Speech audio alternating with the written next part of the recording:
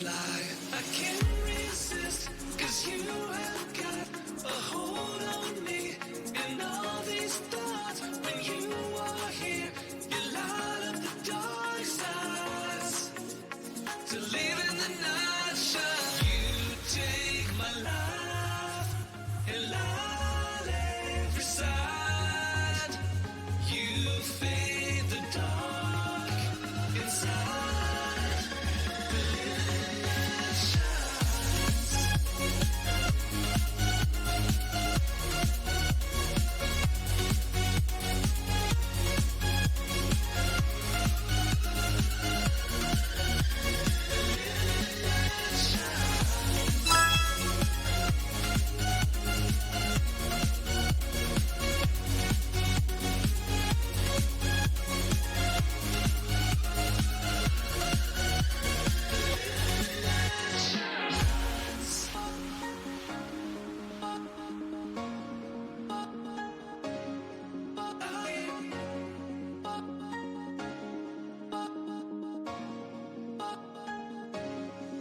And the feeling's gone and I am left alone, with a trace of the night on the way back down from the sky where you left my soul. Can you help me fly? I can't resist, 'cause you have got a hold on me. And all these thoughts, when you are here, you light up the dark sides. To live in the night shine, you take my life and light every side. You fade the dark inside. The living light shines.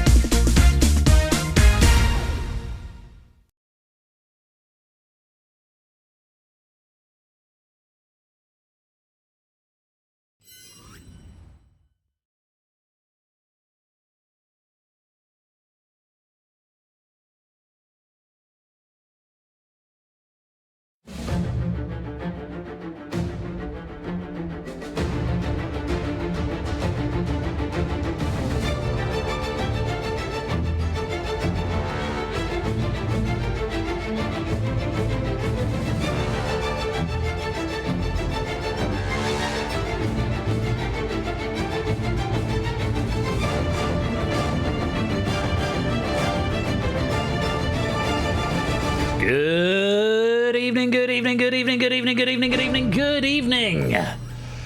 Welcome to Game Night Season 22, everybody. How are you all doing? Happy Saturday to you. It is Saturday, the 18th of April. It is just approaching 8:15 here in the UK. And we are back for another season of Game Night. Small, Ben. Not that small. I have changed my camera. I've changed my overlays. You may not be able to tell. They're broadly the same, but they just pop a little bit more. Better borders, better color scheme, better font over there, better messaging up there, slightly wider chat box, slightly wider webcam, and it's great because it means I'm actually now not having to crop the camera and zoom in, which I was doing before for this reason. Ah, my aunt. But it's really cool on this side because it looks like I'm reaching through the door. Tiny door.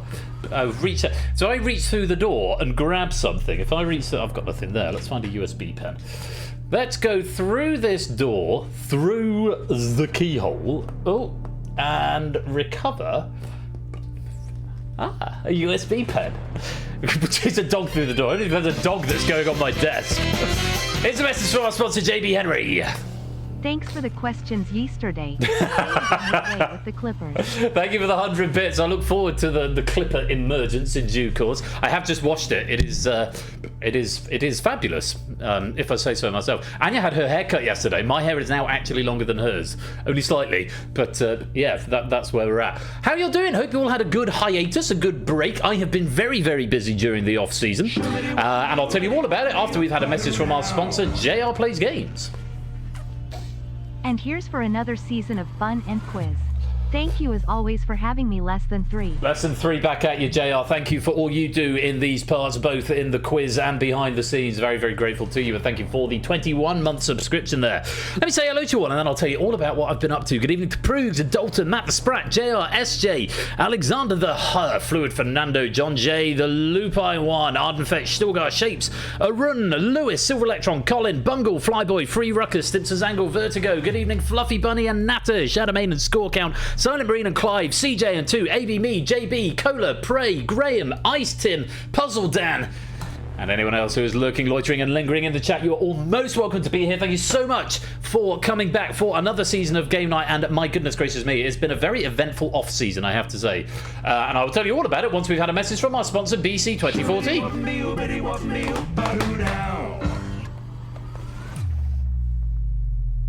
Running errands but looking forward to joining later on for the official PowerPlay launch. Me too, looking forward to how that PowerPlay launch is going to go. Thank you very much for the 30-month Prime subscription there, BC. Enjoy your errands, and we'll see you a little bit later on. So, what have been happening in the off-season? First of all, I made a new game. It's called PowerPlay. We're going to be playing it later on tonight with questions by me. The side effect of having PowerPlay is that there has been a massive compatibility update for the Universal Controller. If you're playing in WebGL, you'll have found that you've needed to re-verify as you log in, and no more drama beyond that. If you are on a standalone version, either the Windows version or the Mac, thanks as ever to G. Eisens for providing the Mac conversion, you will need to download the latest version or play through the WebGL version. You will be able to play the Escape Artist. You won't have any drama with the Escape Artist or Plinko, but you will not be able to play PowerPlay without it. You'll just get stuck at the opening screen. So if you are on a standalone, make sure you've got the latest version, 0.9.1, otherwise you won't be able to experience the new game, which I'll say a bit more about later on. So that's the first thing I've been up to. Thumbnails. All of the VODs now have thumbnails. So if you go over to persephoneshare.com/on-demand, possibly case sensitive because I'm a terrible programmer, everything going back to season 15 now has a thumbnail. I asked an AI to do it, and they were crap, and they then wanted £12 a month. Well, I thought, well, I'm just going to do this myself, which is exactly what I did. So they all now have a thumbnail, which is the name of the episode. So when you all suggest raid messages, you now get a permanent thumbnail made, 1080p, which I'm happy to share with you if you want to put it on a poster or something, and they're all now the thumbnails for the episodes. They're going to get generated as and when the VOD gets moved over to YouTube. So do go check out the VOD channel, and the font it uses is the font of a format that features in that episode, so that's very exciting. The Drain Tournament. Just an hour ago, I posted the fixtures for the Drain Tournament, which is going to be going on throughout Season 22. Very excited to be doing this. I've finally got around this afternoon to doing some bugs in it. I've got the emergency stop now working, and everything seems to be very, very smooth. Here's a message from our sponsor, G. Eisens. Out of the edge of the green screen. Hashtag Jesus lives HUD 600 Hashtag cat hashtag Jesus though. Thank you very much for the 64-month subscription there, GRs. Goodness me. So yeah, the Drain is going to be happening this season. We've got 26 players in. I've got a team of 9 writers plus me. And we've got a decent database of questions already starting to be built. The fixtures have been posted. We're going to be doing 2 on, 1 off, and just apart from I think one exception, 1 episode of the Drain when it features. So we're still going to have plenty of other quiz and all the other formats that you know and love, but the Drain is going to be our constant companion this season. So looking forward to seeing that action. The first fixture, the first heat, is going to be next Saturday. So make sure you come along for that. Thumbnails, the Drain, new format. I've started working on another. I haven't got to the format yet, but I've started on another feature for the Universal Controller. There's going to be a telestration being added to it, which is going to open up a whole load of new doors for things. And a message from our sponsor, Oni. First game of the season, and already you're going all in on the imprisoning everyone meta. Once a Tory, always a Tory. What do you mean once a Tory? I'm not a Tory. I've never been a Tory. I might have voted for Tory once, and only once, a long time ago, when I was young and naive and didn't know any better. Thank you for the 66-month subscription. We get political 20 minutes into the first stream of the season. Where did the telestration idea come from? I don't know, Bungle. I don't know. Possibly doing stuff with House of Games this season, possibly. Yeah, not a mistake you make twice. Landlord behaviour. Oh, of course, my stream decks are still broken, so my hat is very delayed. I'm going to have to use the soundboard on the operator. Yeah, I don't know what's going on with the stream decks. Whenever I stream with Voicemeeter open, the buttons just don't respond very well. I need to look into it because it's getting quite annoying. With the Tories, so yes, you voted Tory by proxy, effectively. I think I voted the Lib Dems in that election as well, and I voted Lib Dems in the last election. So these things come in waves and circles. Anywho. I've been getting up to lots of things. So, thumbnails, new format, new feature coming soon for the Universal Controller, the Drain Tournament coming up this season, as well as all of the usual excellent high-quality trivia and all of the formats that you know and tolerate. Or possibly know and love, who knows. We are starting this opening episode of Season 22 off with a game of The Escape Artist. This pack has been written by JR Plays Games, proof by me. Very grateful to JR for his efforts on this pack. There's it's a very fair pack. It's quite balanced. There's some tricky ones. When I was proofing it, I was thinking there's some of these ones where you kick yourself afterwards, where you think, oh, I definitely knew that, but couldn't quite get to the answer in time. So we'll see how you get on with it. Coming up a bit later on, we've got Plinko at halftime, as written by BC, and again proofed by me. So something give us a little bit of breathing room in between the two main feature games. Thank you to BC for those questions. And then towards the end of the stream, second half of the stream, we have got the debut, the pilot episode of a brand new format called PowerPlay. Questions have been written by me. I'm grateful to Stimpson, who has proofed them. And I will tell you all about that a bit later on. There's quite a lot to take in, and you will see why the Universal Controller has had to have a significant glow up. Hopefully it'll all pan out just fine, and yeah, more on that a bit later on. Of course, we've got the lottery to finish off the evening to get those penny banks accruing at the front end of the season as we look towards the next penny prize draw, which will be on July the 11th, which is going to be the season 22 finale. I think that's about all I've got to say for now. I'm sure I'll give you more tidbits and anecdotes as the evening goes on. Invasion, but Mikey and Oni, welcome both of you to the stream. But I think it's time to get on with this game. We've got 32 players who've signed up, so let's lock you in.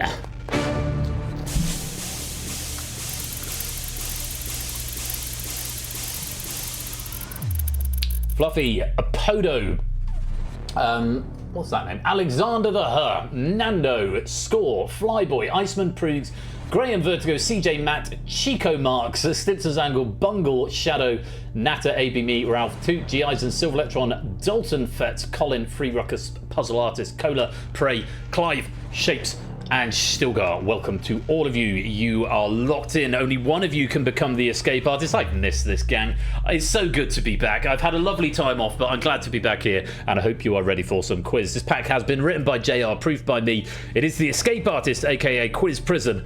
Let's play round one. Round one is initiate. Answer any 5 of the 10 questions in order to escape. The harder the question, the more points it's worth. Once you've given 5 correct answers, you will be locked out, but through to the next round. Give me a wrong answer. You will lose a life, lose all 3 lives, or if you fail to answer 5 questions before the end of the round, you will be eliminated. There's no penalties for abstention, but at the end of the round, a bonus point will be awarded for each life you have left. So you don't have to answer every question. Decide which ones you're going to go for. Maybe go for the more powerful points. Maybe go for the easier ones to guarantee safety. It's entirely up to you. Question order will be random and determined by the computer. Let's find out what that order is going to be. 2, 9, 4, 5, 10, 3, 6, 8, 7, 1. So you've got a Project Hail Mary at question 10. Should be a nice easy one to help you get out. TM. Sorry, Ash. Nice one to help you escape at the end. If you are one question short, you have got that Hail Mary. So that's quite a nice safety net at the end. Let's see if you can get there before that, though, because, of course, that last question is only going to be worth a single point. My second favourite TV shows are Danger. Welcome to the stream. Glad to see you. Welcome back to Season 22. What's your first take Casualty? Casualty. Here's a fun question. Piece of trivia that I found out on the rest of Entertainment. Which out of Casualty or The Bill has featured more actors or actresses who've been nominated for an Academy Award for acting? Is it Casualty, or the bill? I'll let you ponder that, and I will tell you later on. For now, let's front load the first question for me. This is going to be worth 2 points if you attempt it and are correct. The first question of the season, only 25 minutes into the stream. Can't be bad. Good luck to you all. Here's question number 1. Which primary colour is the rightmost of the Olympic rings?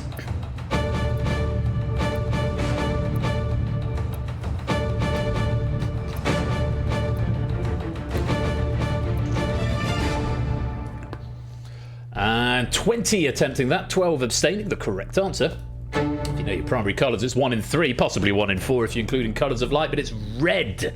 It goes from left to right: blue, yellow, black, green, red. Blue, blue, green, green, blue, yellow, yellow, blue, green, yellow. Amongst the wrong answers there, I'm afraid no points for that. AV, me, Lupine, Flyboy, Stimson, Ice Tin, Graham and Silver Electron, you're going to lose a life. Let's light you back up. And Silent Marine, welcome to the game. You've just missed question 1. Let's see if you can still escape with that 1 question disadvantage. Let's light you back up. Question number 2, one of the harder ones. This one's worth 9 points. You do not have to play, but if you want to have a go, here it is. Let's Fighting Love is a parody song featured in which television show?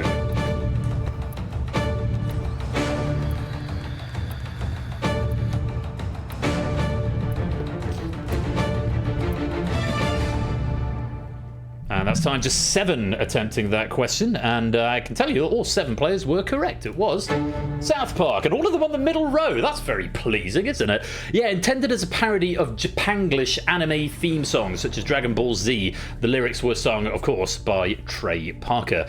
All 7 who attempted it getting it right, getting themselves 9 points. Well played. Let's light you back up. Here we go. Question number 3. This one's worth 4 points if you want to have a go.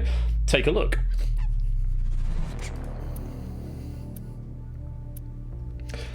Pagonophobia is the fear of what facial feature? For 4 points.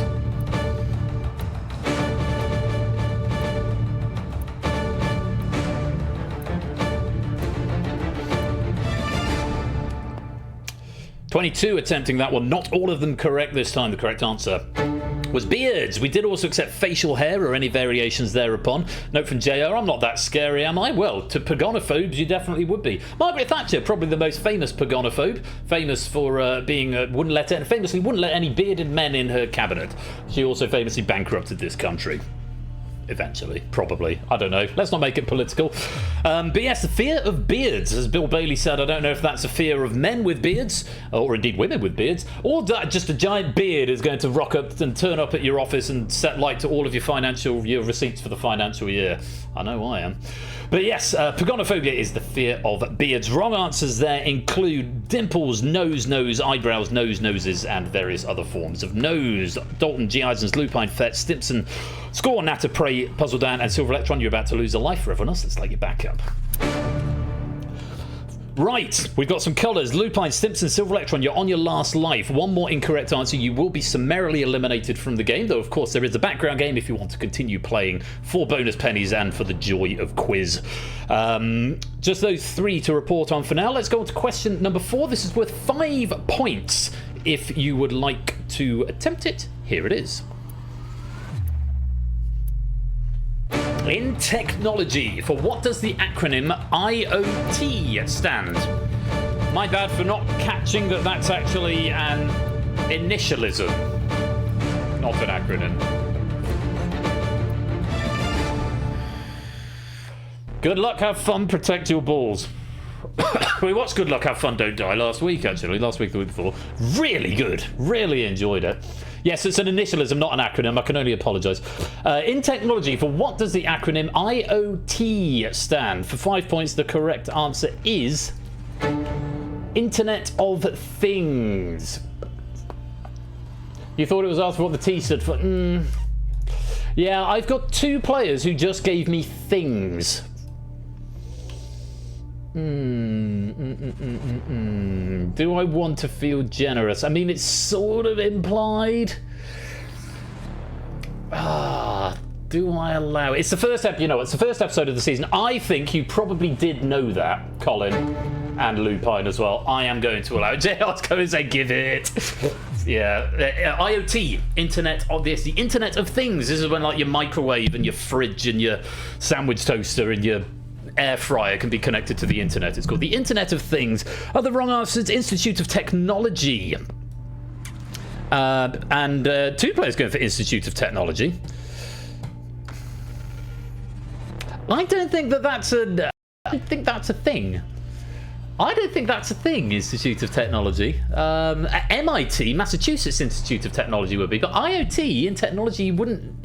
I mean, it does work for that, but unfortunately, it's not the answer. I don't think I'm going to allow that. Telephone, also a wrong answer, so those are the wrong answers. Lupine, early bath for you. I'm afraid... Oh, no, not for you, because you've been condoned. So ignore me completely, and let's light you back up. So, Lupine, Flyboy, Stimson, Natter, and Silver Electron, you are all on your last life, so do tread with caution. Question number 5, if you want to play it, is worth 10 points. Oh, am I holding? Why am I holding? Why am I holding, JR? Oh, you've DM'd me. Right, okay.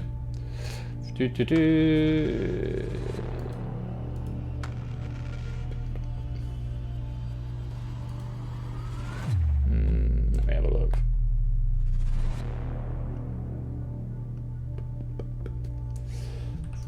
Yeah, just looking at that though, there's nowhere on it apart from one obscure link where it actually references it as a common acronym of IoT. Institute of Technology is a thing, but it's not the common use of the initialism. So I'm going to stand by that decision though. JR, thank you for your diligence there. Let's go on to our next question. This is worth 10 points if you want to play. Take a look at this. The Volta River is the main river system in which country?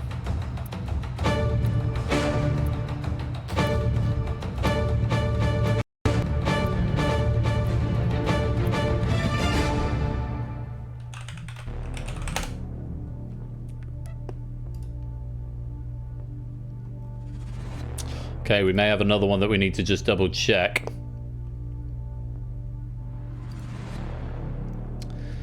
The main river system.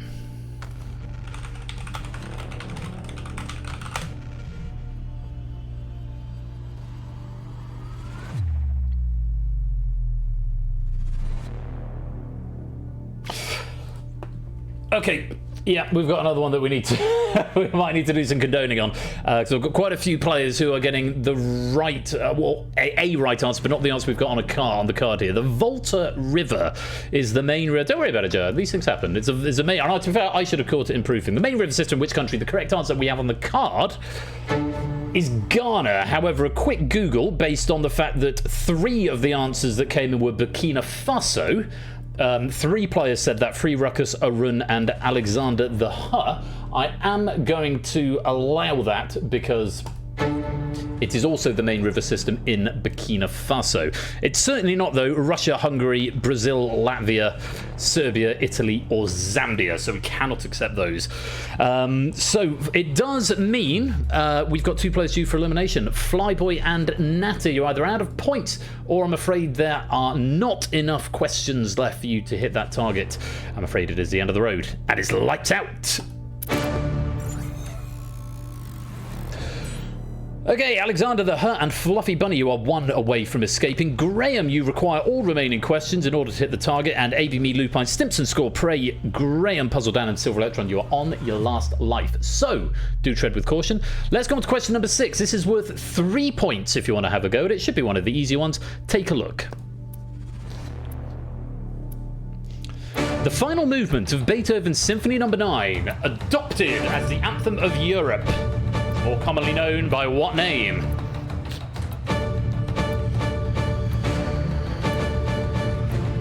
And G. Eisen's jogging, and Davidovich, welcome all of you to the stream. Lovely to have you here. That is timed the correct answer. 17 players attempted the correct answer. It's, of course, the Ode to Joy. Just the one wrong answer from our live players there. Puzzle Dan go for the Blue Danube, which is by Johann Strauss and goes ba ba ba bum, ding ding. Ding, ding. Whereas Ode to Joy is Oh Freude, Nicht diese Töne. I know Anya's playing this for a choral society at the moment, so I've seen it somewhat recently. Da da da da da da da. It's also in Die Hard, that famous Christmas film. Wrong answers. Ooh. Anyone else having static issues? Anyone? Yeah, right. Sorry, let me restart Voicemeeter. Hold the phone, please, caller. Goo!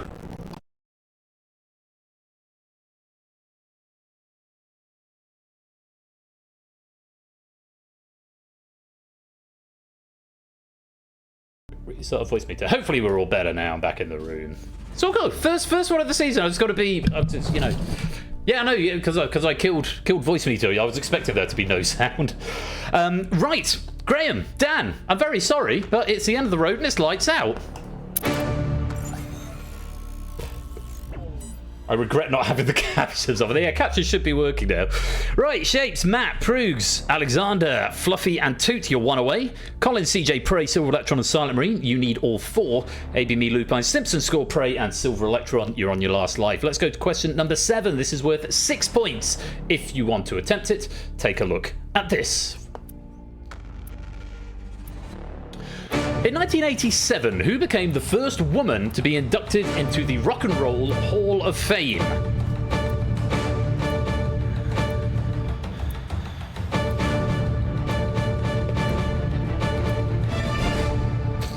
Lots of very good answers coming in. 22 players in total attempting, and the correct answer we were looking for was Aretha Franklin. Aretha Franklin became inducted into the Rock and Roll Hall of Fame in 1987, the first woman to become as such. Patti Smith, Bonnie Tyler, Cher, Sharon Osbourne, Tina Turner, Ella Fitzgerald, Joplin, Joan Jett, and Stevie Nicks are all incorrect answers. If you gave one of those, you're going to lose a life.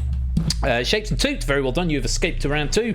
Unfortunately, Simpsons Angle, CJ, Prey, Silver Electron, and Silent Marine, not enough questions or out of lives. Either way, it's the end of the road and it's lights out. Paul Lister, DMC, welcome both of you to the stream. And yes, Voicemeeter can be a bit patchy. I think that's what's causing my Stream Deck shenanigans, to be honest, but we'll find out in due course, I'm sure. Matt, Free Ruckus, Proogs, Alexander, Fluffy, Arun, Cola, and Clive, you are one away, one of the remaining 3, and you'll get through to the next round. AB Me, Dalton, G. Isons, Fetch, Stilgar, Colin, and Score Count, you need all of them. And AB Me, Dalton, Lupine, Fetch, Stilgar, Proogs, and Score Count, you are on your last life. Next question. This is worth 8 points if you want to have a go at it. 8 points for question number 8. Take a look. What is the name of the process by which a substance transitions directly from a solid to a gas, bypassing the liquid phase?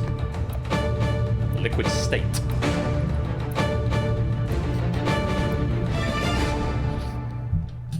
$18 attempting it, just 6 abstaining, and the correct answer. Sublimation is what we did there. Oh, hello. It's been really jittery tonight. I mean, CPU usage is down at 34%, but maybe I'm just nervous. The computer is feeling my nervous energy, possibly. 2 players going for vaporization. I think that's from the other way, possibly. Or that might be a different thing entirely. Is that solid to plasma, possibly? And evaporation, that is liquid to gas, not solid to gas. So those will be counted as wrong answers. Matt, Free Ruckus, Proogs, Alexander, Fluffy, Arun, Cola, and Clive, you have escaped to the next round. Very well done. We will see you there. Unfortunately, AB Me, G. Isons, Stilgar, and Colin, you're out of lives, or there's not enough questions left. Thank you for playing, but it's the end of the road, and it's lights out. Points on the doors then, but Cola with a different coloured door for reasons I can't quite explain. Did you have a late answer, Cola? No? You just got a different coloured door frame, Cola. How very exciting for you. Let's take a look at question number 9, penultimate question of the round. This is worth 7 points if you want to have a go at it. Dalton, Fetz, Bungle, Shadowmane, Score Count, and Ice Tim. You must give me a correct answer here. Paulister, welcome to the game. And Paulister, goodbye. Dalton, Lupine, Fetch, Shadowmane, Score, and Tim, you're on your last life. Lupine, Apodo, Nando, and Vertigo, you can answer either this one or the next one. It is up to you. Good luck. Question number 9 for 7 points. Take a look at this. What is the driest non-polar desert in the world?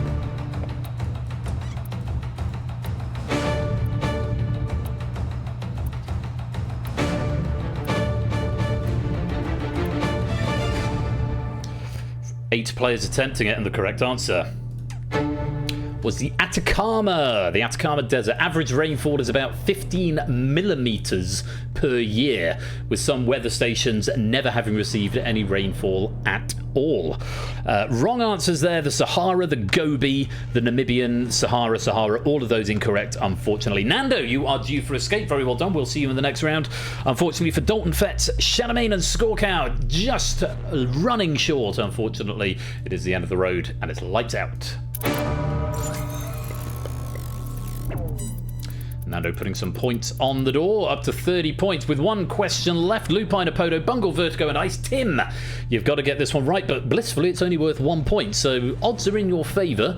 Lupine and Ice. Tim, for what it's worth, you're also on your last life. For your final question of the round, here is question number 10. What is the sum of the internal angles of a triangle?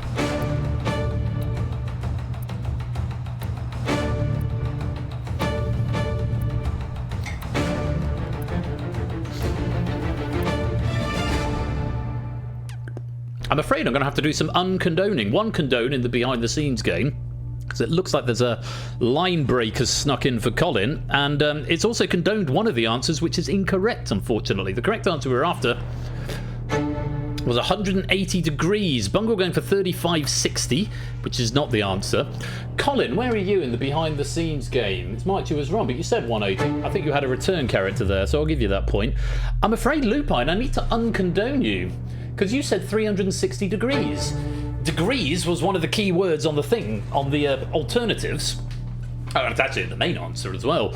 So, yeah, and because you're only out by 2 characters, yeah, I don't know what that means, JR. I don't know what that means in the host notes. But yeah, because it got through the spell check, I'm afraid I've had to uncondone you. I don't deserve your kindness. Someone tell me, what does best Russ Bray voice mean? Because JR just said best Russ Bray voice. I don't know what that is. Does. Why didn't you say so? 180. See, I know what that means. Should have written it like that, phonetically. Oh, goodness me. Lovely, lovely, lovely. Well, it does mean with correct answers from Apodo, Vertigo, and Ice Tin, you have all escaped into the next round. We will see you there. Unfortunately, for Bungle and for Lupine, you've not quite managed to get to the end of round 1. Thanks for playing, but it's the end of the road, and it's lights out. And Bully's special prize, a speed bump. Where do they live? Tamworth. Peter K. So, after round 1, 20 players escaped and 14 were eliminated. Those 20 players will go on to round 2, with the high score being set by Arun Aromatics at 31. For every life you've got left, for every life you've got left, I will give you an extra point. And for you playing on, let's go to round 2. Round 2 is Sustain. What's this, JR, that you've sent me? Of course. In Sustain, you need to hit the target value in order to escape. Target is going to be set by the highest score plus 15, and every question is now worth 5 points. Get the question wrong, you'll lose one of your 3 lives. They have been refreshed, and if you lose all 3, or if you fail to hit the target before the end of the round, you will be eliminated. No penalties for abstention as before, but the better you did in round 1, the easier time you're going to have here. Unlike in round 1, you may continue answering questions after you've escaped, but you can still be eliminated if you lose all of your lives. So points can continue being amassed once you've hit that target, and that will stand you in better stead going into round 3. But do beware, you can still be eliminated if you go wrong. Sometimes it's not worth the risk, especially given for every life you have left at the end of the round, I will give you a bonus 2 points. However, you must hit that target before those bonuses are applied. So it's going to be Arun who set the target of with 34 points. It means the target is 49. Arun, you need to get at least 3 correct to hit the target. Everyone else, you're going to need more than that. Every question now worth 5 points. Best of luck to you all. Let's take a look at our first question of round 2. Fight! Let's take a look at question 1. Joseph Edgar Foreman is an American rapper known for songs such as Because I Got High and Lemon Pound Cake. By what stage name is he better known?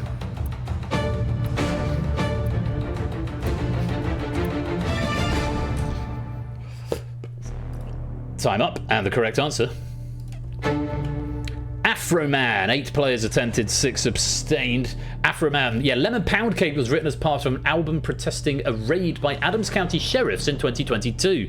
The cake in question was sat in Afro-Man's kitchen, and one of the officers looked at it as if he wanted to cut himself a slice. I don't know that song, but I do remember I was gonna go to class before I got high. I was gonna do my sun bath before I got high. Now I'm 57. I know why. Yeah. They went hard. People went hard in the early noughties, late 90s. It was a different time. Wrong answers there include Shaggy and Snoop Dogg. So Apodo and Alexander, you're going to lose a life for everyone else. Let's let you back up. On we go. Question number 2 for another 5 points. If you want to have a go, take a look at this. What is the scientific name for the largest vein in the human body?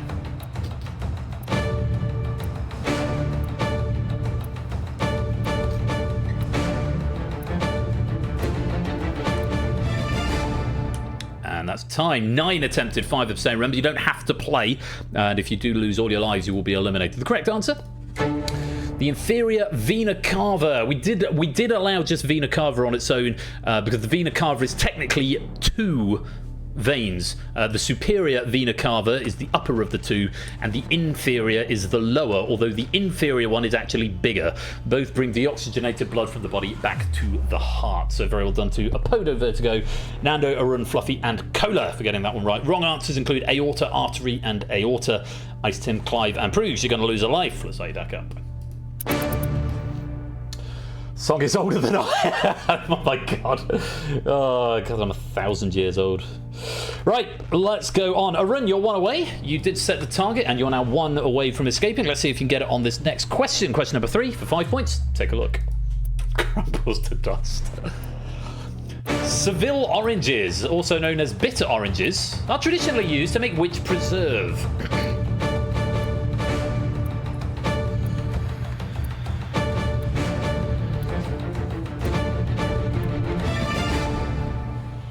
Tie. 12 attempted, just 2 abstaining there. The correct answer is marmalade. They're higher in pectin than the sweet orange, therefore making for a better set.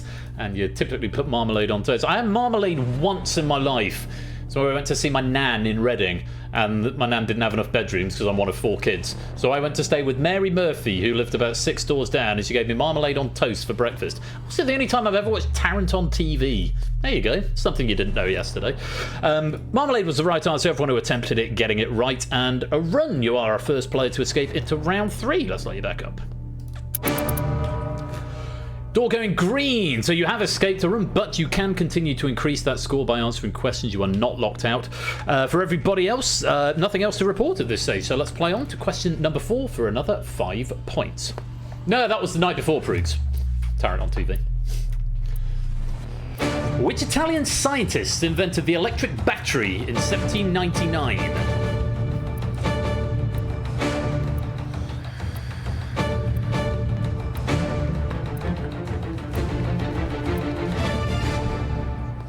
Time. 12 attempted, 2 abstained. Correct answer. Alessandro Volta, known as the voltaic pile, which sounds terminal to me, consisted of 2 electrodes, 1 zinc and 1 copper. Alessandro Volta, from who we get the volt. Cola, the only player to give me a wrong answer, going for Voltaire there. Sensible guess. It's got a volt in the name, but the other Volt person.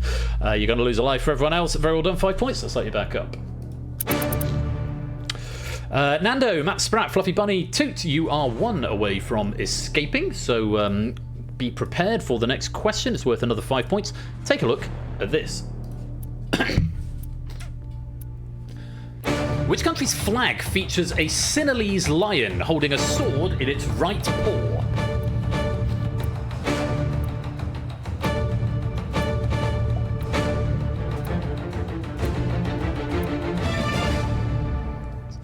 And that's time. 12 attempted, 2 abstained. The correct answer was Sri Lanka. Bhutan, Tibet, Nepal, and Bhutan, all incorrect answers there.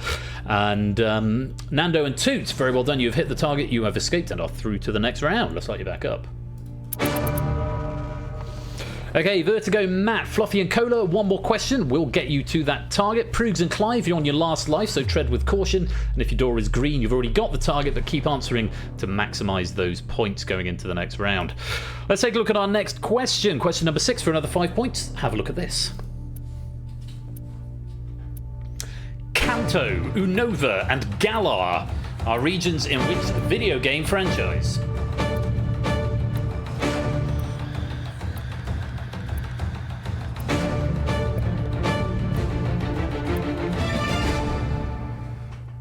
Nine attempting that question, and the correct answer was, of course, Pokemon. Kanto, the region from the first game, and that's the only thing I know anything about. I know everything about Generation 1 Pokemon, and absolutely nothing about Generations Beyond about 4. I know a little bit about 2 and 3. Unova and Galar are not in Gen 2 or 3. Pokemon was the answer. Wrong answers: World of Warcraft, Final Fantasy, and another Final Fantasy.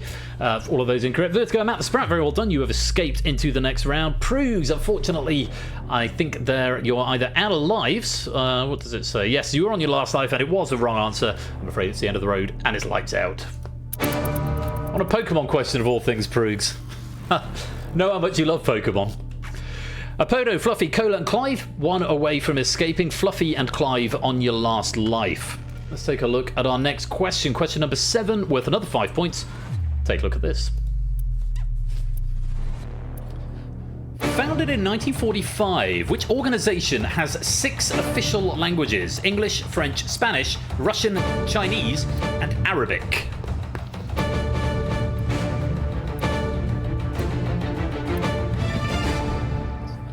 Time, 11 players attempting it, and the correct answer was the United Nations. We did accept the UN there. Wrong answers, mainly NATO. In the behind-the-scenes game, people going for NATO, one player going for the European Union.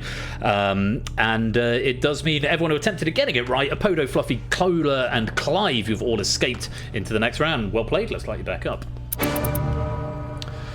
So no one in immediate danger of elimination now.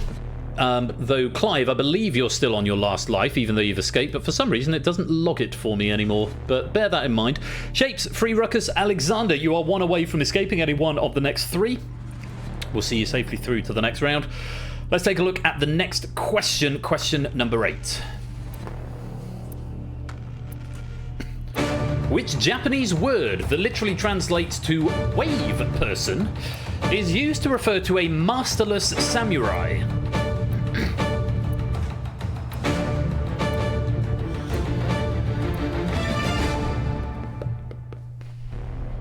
Time.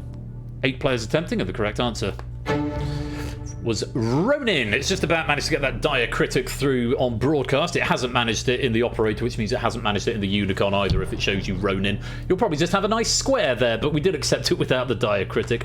Shogun and Tokugawa, both wrong answers that were received from Matt and Ice Tim respectively.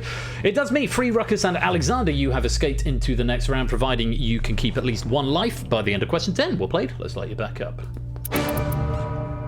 It works in the Unicon. Unicon's Metropolis, which is the same as this, unless I've updated the font. Seriously? Wow. Jack, welcome to the game. And Jack, you've been eliminated. Thanks for playing. It's the end of the road. It's lights out. I just had to Paulister as well. I swear to God, it's Metropolis in the operator, in the Unicon now. Because I did a whole thing where I updated. Maybe it's got a better, more enhanced version of it. I'll have to check in on that, because that's because if I have, I can use that font in the operator. Welcome to the game. Bang. Very much that. Right, Shapes, you're 1 away. Tim, you require both, and Tim, you're also on your last life, so tread with caution. Question number 9. Let's take a look at this for another 5 points. Here it is. Backrub was the original name of which tech company founded in 1996?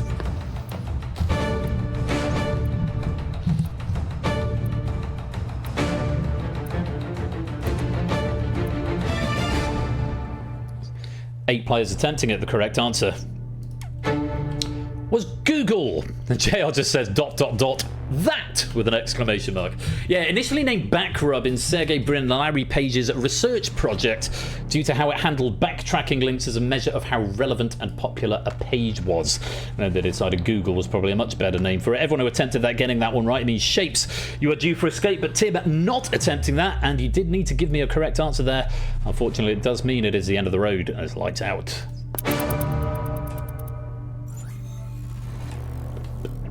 What is this narrative that Ben's a Tory tonight? Where on earth has this come from? This is a convergence of minds. Everyone thinks I'm a Tory all of a sudden. I'm not. I promise you I'm not.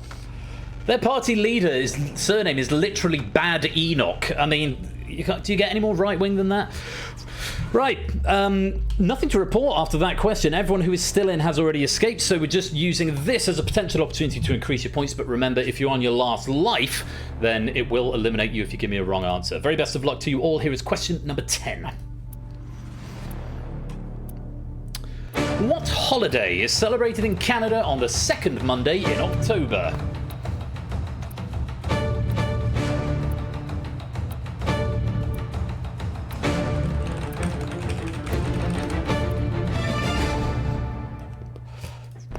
Five attempting that one there, and I can tell you, 5 players, all correct. Thanksgiving. The earlier Thanksgiving celebrations in Canada have been attributed to the earlier onset of winter in the north, thus ending the harvest season earlier. Well done, that's another 5 points for all of you. And so, just 3 players getting eliminated in that round, leaving 12 players to go on to the final. They are Fluffy Bunny, Apodo, Alexander, Nando, Vertigo, Toot, Arun, Matt, Free Ruckus, Cola, Clive, and Shapes. For every life that you have got left at this stage, I'm going to give you a bonus 2 points, and we're going to take those points forward into round 3. And Jack Wilfred, welcome to the stream. Despite your incorrect assertion of my political allegiances, you are still most welcome here. Round 3 is Survive. You must outlast all other players in this round. The first player to answer correctly will restart the clock and sets a drain running on all remaining players. Stop the drain by answering the questions correctly. If nobody gives me a correct answer inside 15 seconds, then all players will lose the maximum for the question. You no longer have lives, you now have refires. These will allow you to attempt the question more than once, and once they're exhausted, only your first answer will be accepted. It's worth noting that you can attempt every question once for free. You don't lose a refire just for having a go. So even if you've got no idea, write something. It could be a good answer. Okay, so give it a guess even if you've no idea. If you exhaust your points, you're eliminated from the game, and when only one player remains, they are declared the escape artist. It could happen before the end of question 10. It has happened before. Let's see if it happens tonight. Toot is starting off in the lead with 81. Arun is in second with 75. Nando's got 74. Apodo has 68. Shapes on 64. Free Ruckus and Clive both on 61. Vertigo has 60. Cola has 58. Matt and Alexander have 56. And Fluffy has 53. But in this round, your luck can change very, very quickly. If you get a question that sits in your niche and nobody else gets it, you can turn those scores around pretty quick. You're going to lose 1 point every 2 seconds after the first player answers correctly, up to a maximum of 7 points. Very best of luck to you all. Here is the first question of Survive. I never have proofs, never have. Which ship in the Milton Bradley version of the game Battleship takes the most hits to sink? Apodo starts the timer.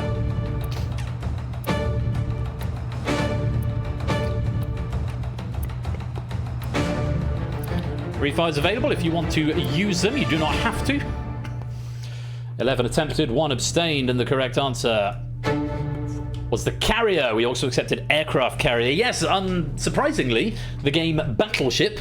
The Battleship is not the most powerful ship, or not the biggest ship. The Battleship is 4 spaces long. The Aircraft Carrier, or the Carrier, is 5. Submarines, I believe, are 2, and then other things are 3. And there's something else that's 2. Frigate, possibly, or dinghy. I don't know. I haven't played Battleships for ages. It's a great game. I should make a quiz format out of Battleships. I wonder if we could make that a thing. Anyway, Apodo got there first, started the clock.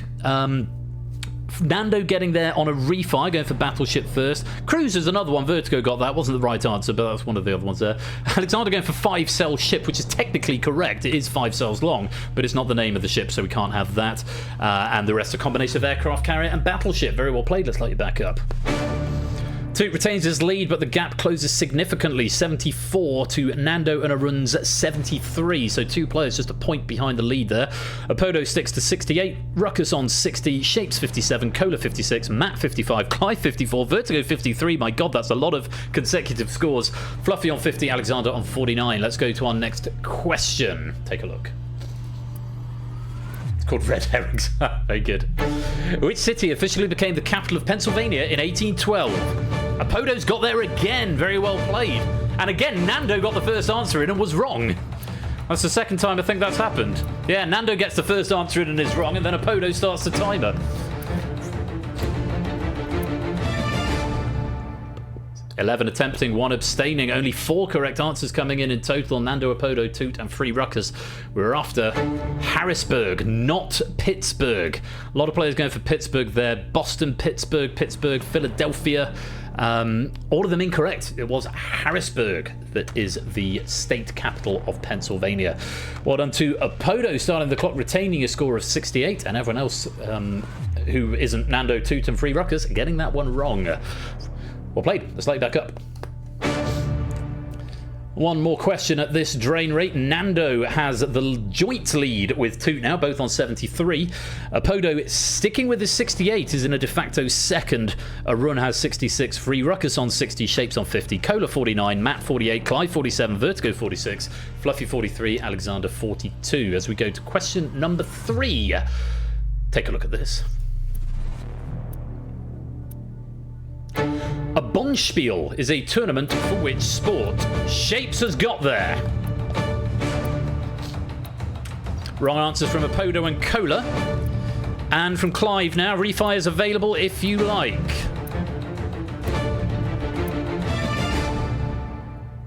Ten attempted, 2 abstained, and only 7 got it right. The correct answer was curling. You get a Bonspiel in curling. Shapes there starting the clock. Tennis, cribbage, chess, and tennis. All of those incorrect answers. Very well done. If you did find the right answer, let's light you back up. Toot back in the lead, a point ahead of Nando, 73 to Nando's 72. Arun with 66. Apodo drops a couple of points down to 65. Free Ruckus sticking on 60. Shapes on 50. Vertigo 43. Cola 42. Matt 41. Clive 40. Fluffy on 36. Alexander on 35. We're going to up the drain rate now, 1 point a second, up to a maximum of 15. This is where if you don't know the answer, you can lose points really, really quickly. Let's take a look at question number 4 and see what you think of this. Which Italian artist, known for the sculptures of David and the, well done Toot, Ecstasy of Santa Teresa, is credited with creating the Baroque style of sculpture?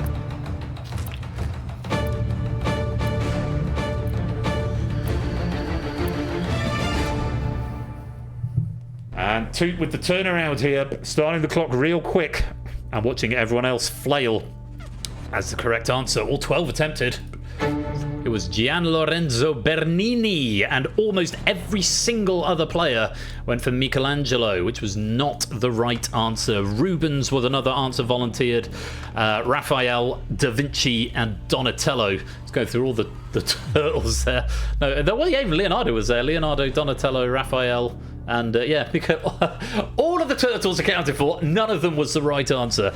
Bernini is what we wanted, and it's going to be Toot who's going to be getting the spoils of that and giving himself a 15-point, probably now going to be a 16-point lead. Well played. Let's light you back up. Indeed, Toot with the advantage. 73 now. Nando in second with 57. Arun with 51. Apodo with 50. Free Ruckus 45. Shapes 35. Vertigo 28. Cola 27. Matt 26. Clive 25. Fluffy on 21. Alexander on 20. As we go to question number 5. See what you make of this. The answers were splintered. Very good. What was the name of the currency that the Netherlands replaced with the euro when it was introduced in 2002? Toot getting there first. Shapes a split second behind. Quite a few getting this. Nando is wrong. Refire is available. Apodo's wrong. Refire available. All 12 attempting it, just 2 getting it wrong. Nando going for shilling, Apodo going for krona, both incorrect. The answer we wanted was the guilder. Been in circulation since 1434. We also accepted gulden or florin. I believe it was an F symbol. F stood for florin, probably. Very well done. If you got that one right, let's light you back up. So, Toot still with the lead, 73, a run in second with 51. Nando is in third with 42. Nobody is quite in danger yet, but at the other end, Fluffy on 21, Matt on 19. Alexander is 1 point clear of the danger zone on 16 points. If you get this one wrong, Alexander, you're going to have a single point to play with. As we go to question number 6, have a look at this. Philosophia Naturalis Principia Mathematica is a book written by which English scientist and polymath? Shapes was there first, Toot just behind, Free Ruckus not a million miles behind that. Vertigo is wrong, Refi is available.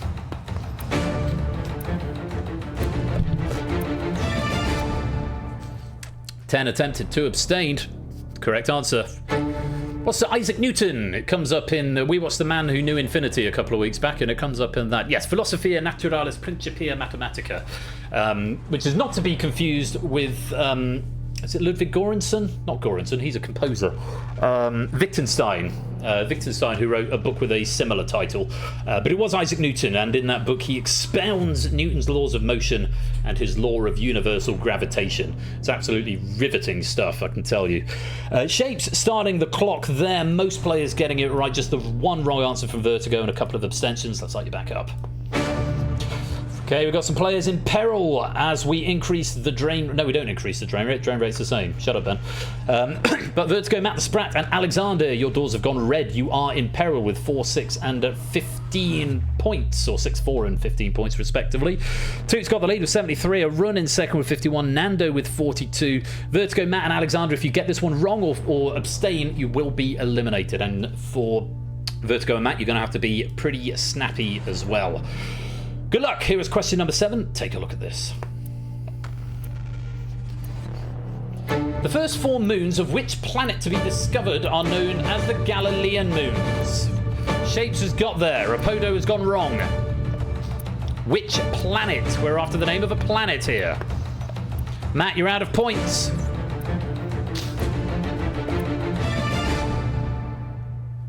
Confirm nobody is in danger. Very good, Danger. All 12 attempting it. Got to read the question carefully. The first 4 moons of which planet to be discovered are known as the Galilean moons? The correct answer was, of course, Jupiter. The moons in question being Ganymede, Callisto, Io, and Europa. Yeah.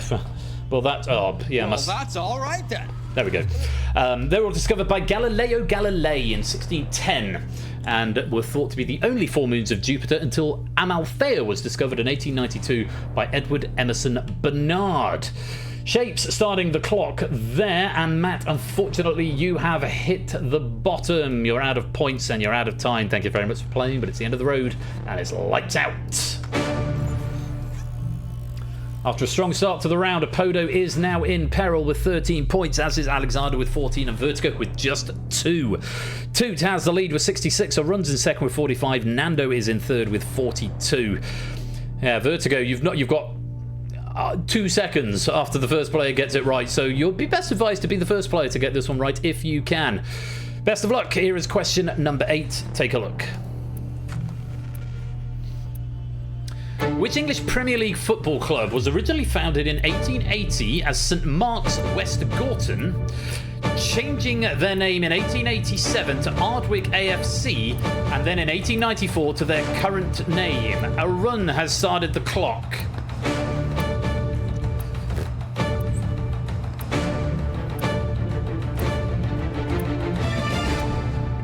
Apodo and Vertigo out of points there. Just going to check some of the answers that came. The wrong answers included Arsenal, Man U, Villa, Chelsea, West Ham, Sheffield United, Crystal Palace, QPR. All of those are incorrect. All 11 did attempt it. The answer we were after was Manchester City FC. We did accept Man City or the Sky Blues or any other variations of their nickname. But yes, Man City is what we wanted. Just going to check something. Yes. Okay. Man City is what we wanted there. A run managing to start the clock there, and just Nando and Alexander, the only other two players to get that one right. Stop their clock. It does mean, Apodo and Vertigo, you have run out of points. Thank you very much for playing, but it is the end of the road and it's lights out. Alexander, Fluffy, Cola, and Clive, you are now in peril. Alexander with 10, Fluffy with 4, Cola with 8, and Clive with 8. Toot has the lead of 51, but is only 6 points ahead of a run with 45, who's only 5 ahead of Nando with 40. Drain rate is still 1 point a second, up to a maximum of 15, and this is the last question where that will be the case. Question number 9. Good luck. Which Andrew Lloyd Webber musical centres around a group of teenagers growing up during the Troubles in Belfast? No one's there yet. Prudes has got it in the background game. And you're out of time. It's the first sausage of the night. Nobody getting it right. No one's starting the clock. I thought that was a perfectly fair question, albeit I didn't know the answer. But everyone failing to get it right. Only 5 attempting it, and the correct answer was The Beautiful Game. Debuted on the West End in the year 2000. And Prudes, you were the only player to get that one right in the background game, so very well played indeed. Wrong answers include Love Never Dies, Not a Clue, Newsies, Rent, Whistle Down the Wind, and He's a Hack. The options coming in from Clive of Legend. It does mean we are going to lose 15 points per player, and it means Alexander, Fluffy, Cola, and Clive, you are all in peril. You are going to go down to 0. Which means it's the end of the road and it's lights out. It doesn't debug who's being eliminated before. Right, that was exciting, wasn't it? We're down to 5. Toot, you've got 36. A run, you've got 30. Nando, you've got 25. Free Ruckers, you've got 11. Shapes, you have got 5. However, for question number 10, the drain rate is 1 point every half a second, and the drain rate is infinite, i.e., it will keep going down until you get it right. If you do not get it right, you will not get any points. You will go down to 0 and you will be eliminated. And it will be a very fast tick from when the first player gets it right. So if Toot is the first player to answer this correctly, Toot will win the game. If it's any other player, then the ones with the highest score will have a few seconds to come up with their answer in order to try and stop their clock before they fall below them. What we want here is Shapes. If Shapes gives the right answer first, that would make for a very interesting final question. Very best of luck to you all. Advantage with Toot. Well, let's see how you get on with question number 10. Which 5-letter word was omitted from the script of Francis Ford Coppola's 1972 movie due to pressure and negotiations from its real-life subjects? Shapes is out of points. All eyes on a run for this movie question. He's got there. He has got there and stopped his clock, but it was Toot who got there first, and it is Toot who's going to be the escape artist. Shapes just running out of points before he could get the answer in. With the correct answer was, of course, Mafia. The movie in question was The Godfather, the 1972 Francis Ford Coppola film. And yes, there was this thing going on with what's his jobs, Al Capone, who eventually got done for tax evasion, I think, you know, the bad one. But Mafia was the answer we wanted, and it's just Shapes that we have to lose, unfortunately, running out of points on the last question. Great run there, Shapes. Thank you very much for playing, but it is the end of the road, and it's lights out. So, at the end of 30 questions, 4 players have managed to keep their lights on and get to keep the other prisoners company and tell them what's going on because they can still see things. Free Ruckers finishing on 3, a run finishing on 10, Nando finishing on 22. But I think possibly because of his Bernini knowledge, that gave him that 15-point advantage. And had it not been for that Bernini knowledge, then Nando would have finished a point ahead. But he had the Bernini knowledge, That's a good rate message. And he finishes on 36. For the first game of Season 22, congratulations must go to Now Cut That Out, because you are the escape artist. Yes, tax avoidance. Tax avoidance is the morally grey one. Tax evasion is the illegal one. Sorry, Bray. Sorry, my dude. Well, good game. Well played. Toot is the escape artist. He's going to make good his escape. And Arun, Nando, and Free Ruckus get to chat over the good times while everyone else is in the dark. Let's take a look at the final leaderboard and the number of questions that you got right out of 32. Finishing on top with 21. Nando and Arun with 19. Ralph with 18. Apodo and Free Ruckus with 17. And the rest you can read for yourself. Very well played, everybody there.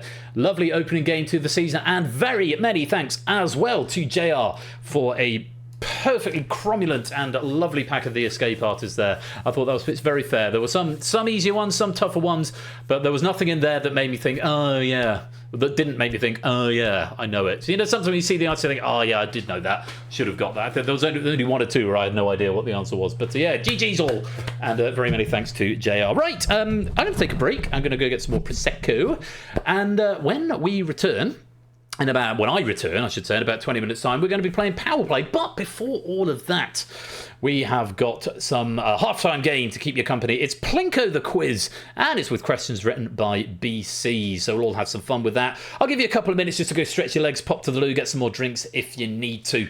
And then Plinko will begin. Universal controller is what you will need for it, so give it a refresh if you've been playing this game. And yeah, chance to get some pennies if the machine is feeling generous. Let's see if it is. But yeah, that's going to be coming up very, very shortly. Plinko the quiz was written by BC before the pilot episode of my brand new format, a power play with questions written by me and proof by Stimson. I really hope that you'll stick around for the rest of the evening as game night continues after these messages. Thank you very much indeed again to JR, and congratulations to Toot. You are the escape artist.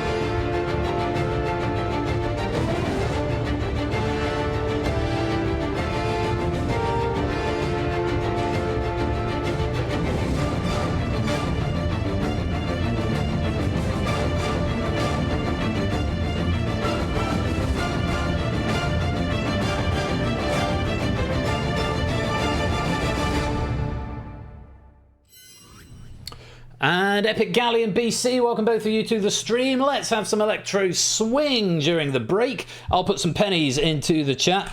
Toot got out. Oh no, Toot escaped. It's going to be our bonus message for 137 pennies. Toot escaped is what you need to type in. Yes, I'm going to get some more Prosecco. Go stretch your legs, get some more drinks and snacks, pop to the loo. And when we return... Toto escaped. I thought I'd type Toto escaped. And when we return, we're going to be playing Plinko the quiz by BC. I do hope you'll stick around and join me as game night continues in just a few minutes' time. Don't touch that dial. We'll be right back.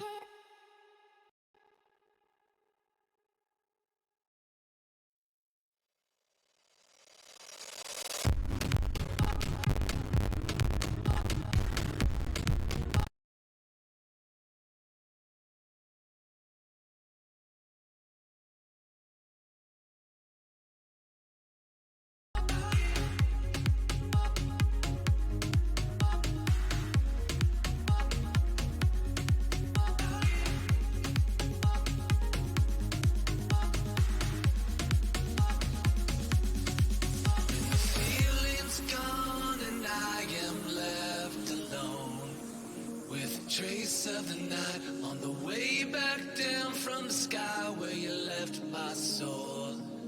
Can you help me fly? I can't resist, 'cause you have got a hold on me and all these thoughts. When you are here, you light up the dark sides to live in the night shine. You take my life and light every side. You fade the dark inside. The living light shines.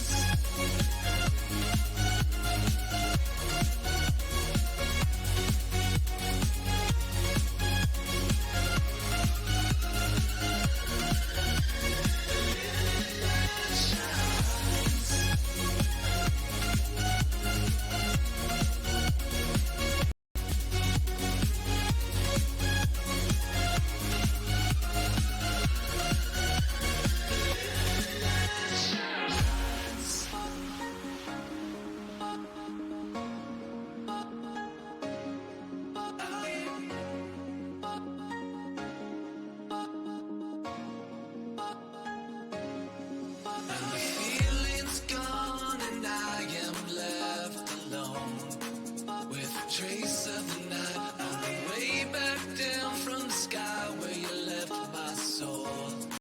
Can you help me fly?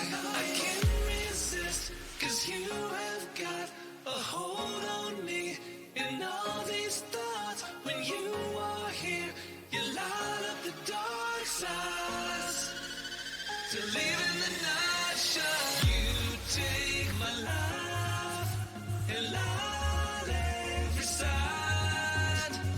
You fade the dark inside.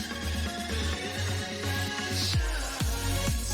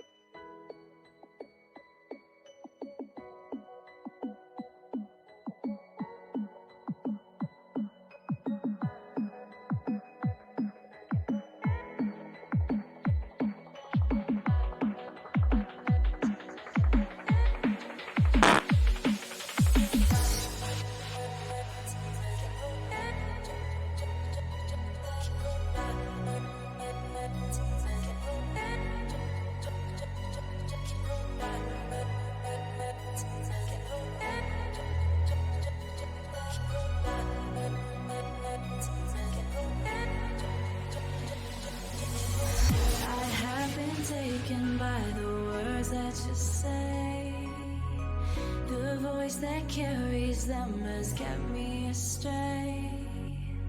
Too soon to act on it, can we ever be? That all depends on what you're feeling from me. Show you all the way. Let me show you all the ways.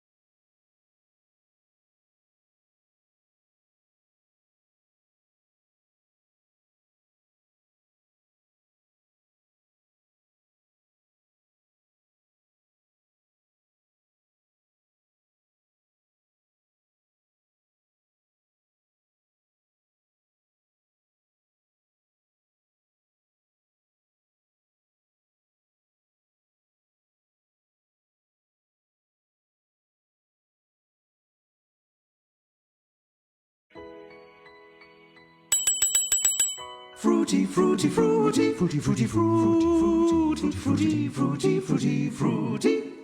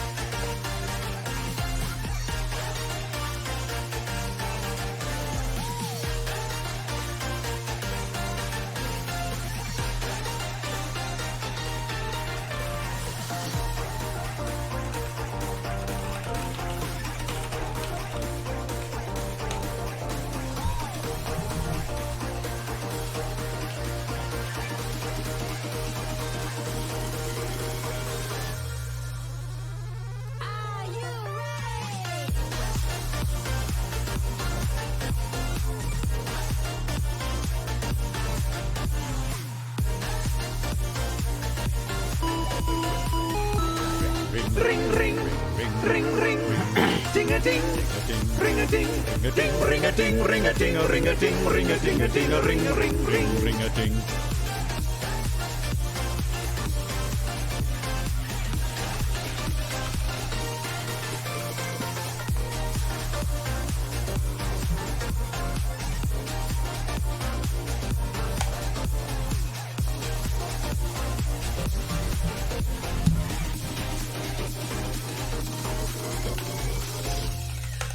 At least I think it's off.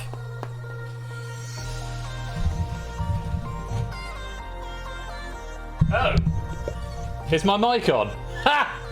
That's really funny.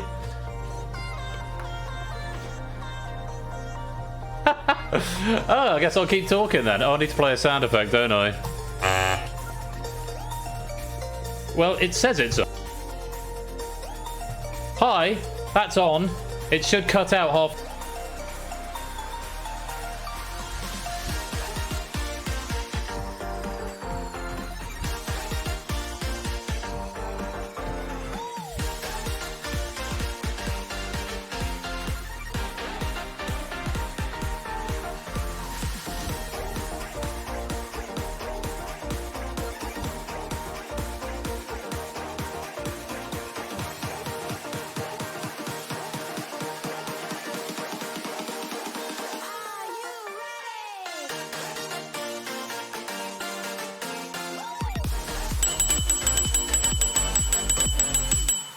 Well, that's all right then. Well, that's all right then. Fruity, fruity, fruity, fruity, fruity, fruity, fruity, fruity, fruity, fruity.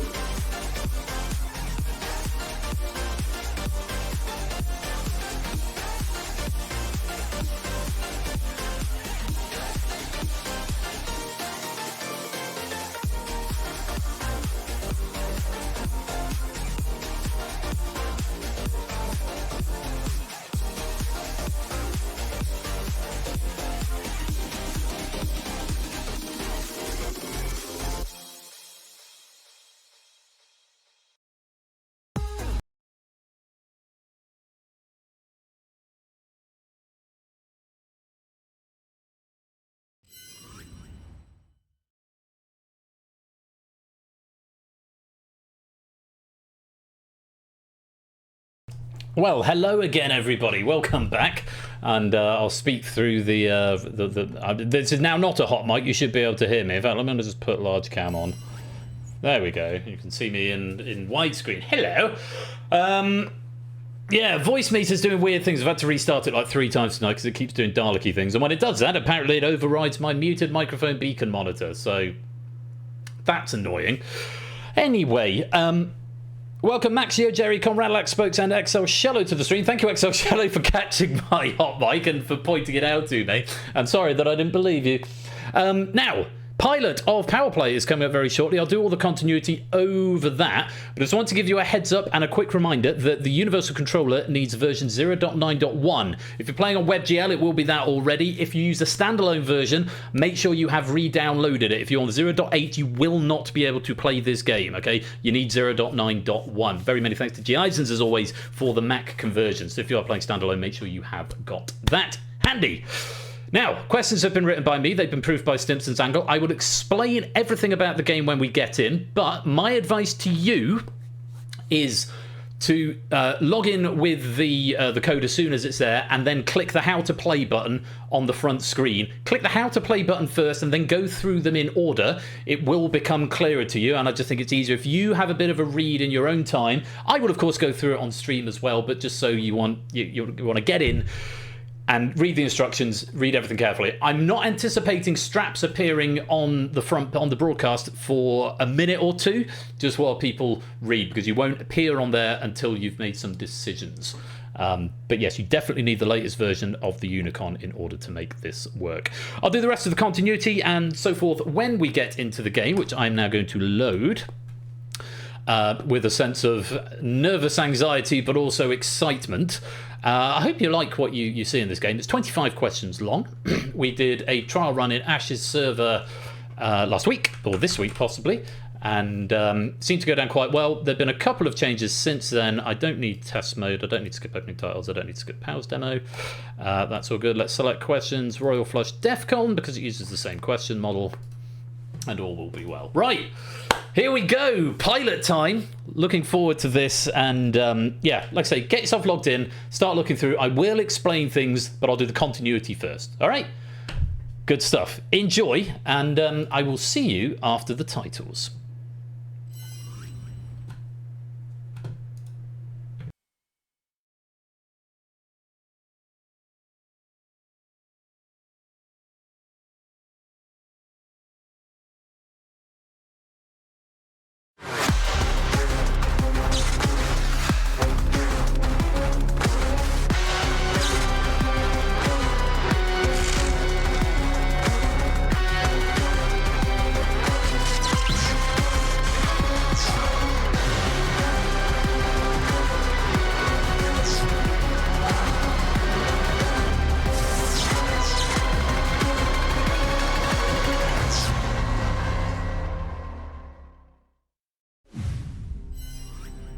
Welcome back to the second part of this evening's game night, where it is time for PowerPlay. It is a good tune, isn't it? Yeah, it's a really good tune. Go Power Players. I really like that as well. I have looked through the raid messages. Keep them coming in. If you do want to suggest the raid message this evening, you'll get a 1080p placard, and it will become the episode title. You get bonus pennies, and it will be a raid message for whoever we're going to raid later on. Now, this is PowerPlay, and it's very exciting. Let me give you immediately overwhelmed. There's a lot on the universal controller that you're going to need to take in. So my advice is click the how to play button first. I'll give you a quick overview. It's a multiple choice quiz of 25 questions. The summary version, it's a bit like the last round of Risky Business. You have a risk score and you have a bank score. The risk is not safe until you put it in the bank, but in doing so, you disrupt your streak. So imagine the last round of Risky Business meets Who Wants to Be a Millionaire on steroids because of all the powers. Are there too many buttons to click, Jack? This is why it needed a new universal controller, and why I've been banging that drum particularly vociferously tonight. So, here's the headline. PowerPlay. 25 questions, and you've got 5 powers that you can pick. Now, those powers can be... Oh, and here we go. First players are coming in with their powers selected. How exciting. Now, you can select any of the powers that you like. Your limits are that you're limited to 1 trait, and I'll tell you more about the traits and the different types of powers in a minute. The way that you get your points out of the risk and into the bank is to move them from the battery charge into the power bank. There are only a couple of ways in which you can do that. Discharge is one, partial discharge is another, continuous discharge is the third, and the trip switch protection is another. And I will get into more details on these in a minute. But the long and short of it is, it's multiple choice quiz, and the strategy that you employ is entirely up to you. There are different ways of playing this game. That's the logic. There are no right or wrong ways of playing the game. It's entirely up to you which path you want to go down. Do you want to go down live powers, where you can, get rid of some of the options? Or do you want to go down protection powers, where you are backed up if you give a wrong answer? Because if you give a wrong answer, your battery charge is depleted, and your overcharge, which is your consecutive answer streak, and your bonus points resets to 0. So every question is worth a baseline of 5 points. You get an extra point for every point in your overcharge, all of which will be displayed at the top of the universal controller for you. Your traits can add points to them as well, and for every correct answer you give, your overcharge increases. When you dispel your money into the power bank, your overcharge and your battery charge reset to 0. I will go through the powers in more detail in just a minute, but players are now starting to join. A lot of players going for one of each type of power. You don't have to do that. The only limitation is that you can only have 1 trait. You are limited to a single trait, because traits massively change the way the scoring works and are a bit OP on their own. So, you've still got time, but you won't get questions. The way this game works under the hood is that there's 3 separate lobbies. There's a lobby for if you haven't verified your account. There's a lobby for selecting powers, and then there is a lobby for players. So you won't even get the questions until you've selected your power. So you've got a bit of time, but I'm going to start clicking through buttons on this home page. It says lock lobby, but you will still be able to get in. XHBN, and I'm going to put that room code into the chat now. So if you're still not joined yet, now's the opportunity to do that. But while you come and join, I'm going to talk through the different powers that we've got available.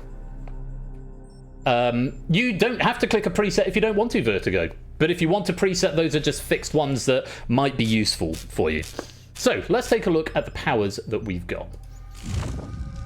So continuous discharge, this is the one default power. Everybody has this automatically. And this will move your battery charge into your power bank. It's effectively a bank button. When you do that, your overcharge and your battery charge will reset. And this power will automatically refresh every 5th question. They won't stack. Okay, so you don't get 2 if you haven't used it in the first 5 come question 6. Okay, use it or lose it effectively. But that is there to recharge to ensure that at least every 5 questions you can move points into the bank. Oh, by the way, that one refreshes. All the other ones are single use only. Okay, once you've used them once, they are gone forever, like lifelines in Millionaire.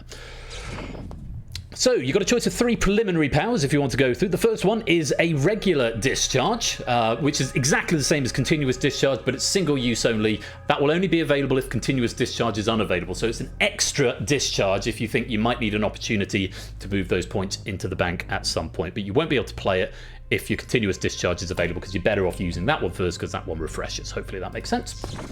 You can do a partial discharge. Now this will move half of your battery charge into the power bank, but it will maintain your overcharge. So if you've got 10 questions right in a row and you're getting an extra 10 points per question, you might want to just hedge your bets, put some into the bank, and then keep that overcharge going. So that can be an advantageous strategy as well.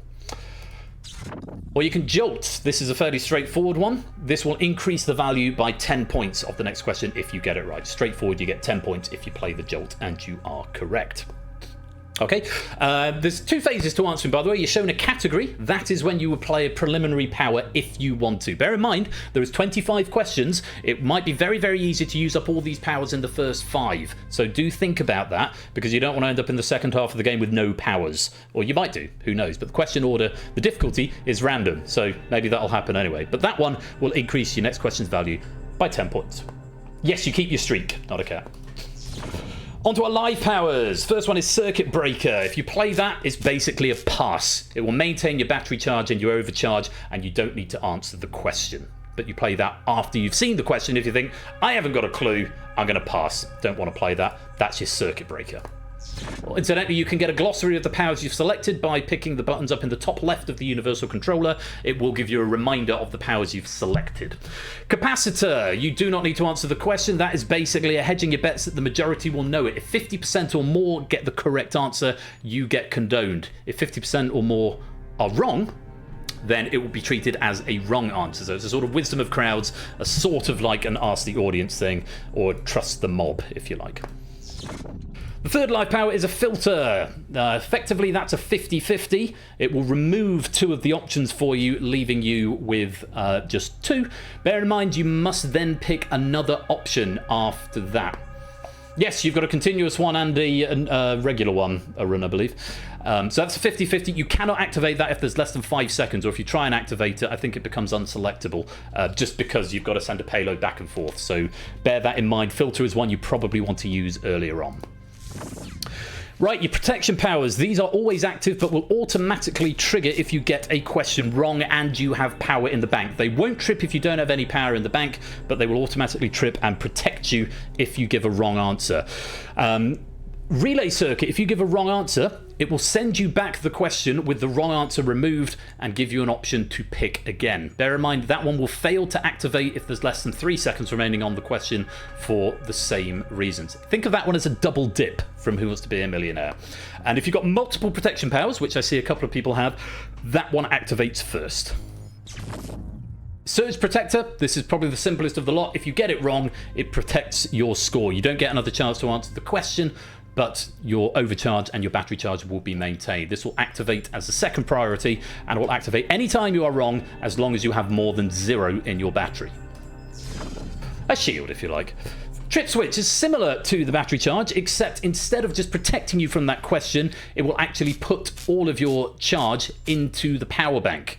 Okay, so that one, it interrupts your streak, resets you to 0, but it doesn't lose the points, whereas if you get it wrong and you don't have a protection, you lose everything you've built up, as you would in risky business. That is third priority of the protection powers if you have more than one. And then 3 traits. These are simple and these affect the entire game all the way through. Overload.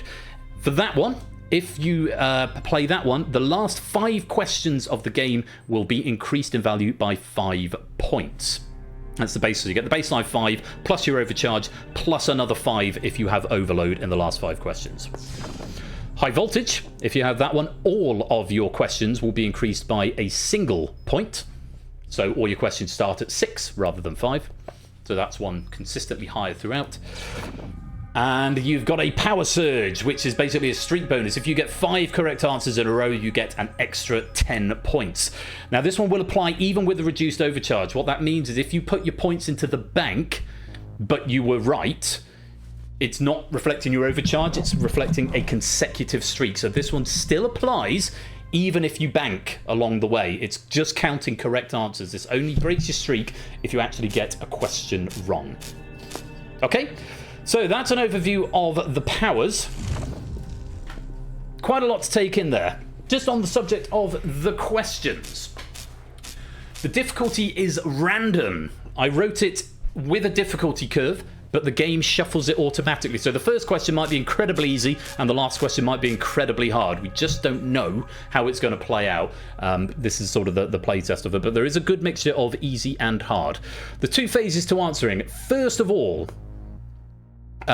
you get shown the category. That is when you have to make a decision to either discharge your battery, play your jolt, or nothing at all. If you have nothing in your battery charge, you won't be able to discharge. It won't let you, because there's no point discharging if you've got nothing to discharge, if that makes sense.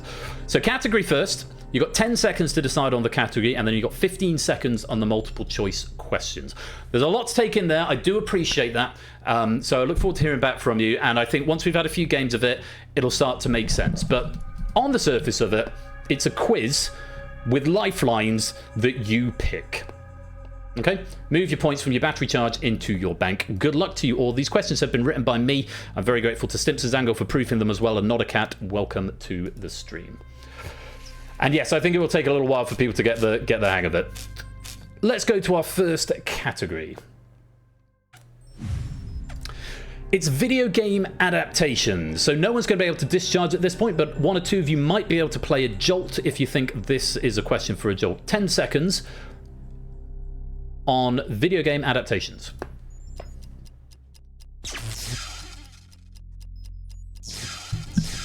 Borders to Shadowmane Clive Spokes activating the jolt early on. They're going to get an extra 10 points if they get this one right. Let's put you into alphabetical order. Oh, that was pretty. Okay, let's take a look at the question on video game adaptations. Filming is currently underway for a new TV adaptation of which video game, starring Game of Thrones actress Sophie Turner in a leading role?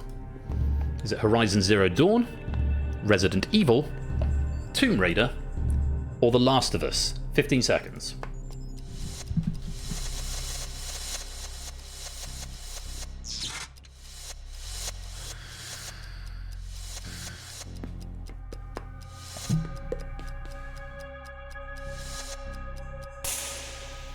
That is time. The correct answer. Tomb Raider. And Sophie Turner, of course, is going to play Lara Croft. Other actors associated with the project include Sigourney Weaver, Jason Isaacs, Bill Patterson, and Celia Imrie. Just the one power being used there. Still got using a circuit breaker. Oh, is it crackling again? Yes, it is.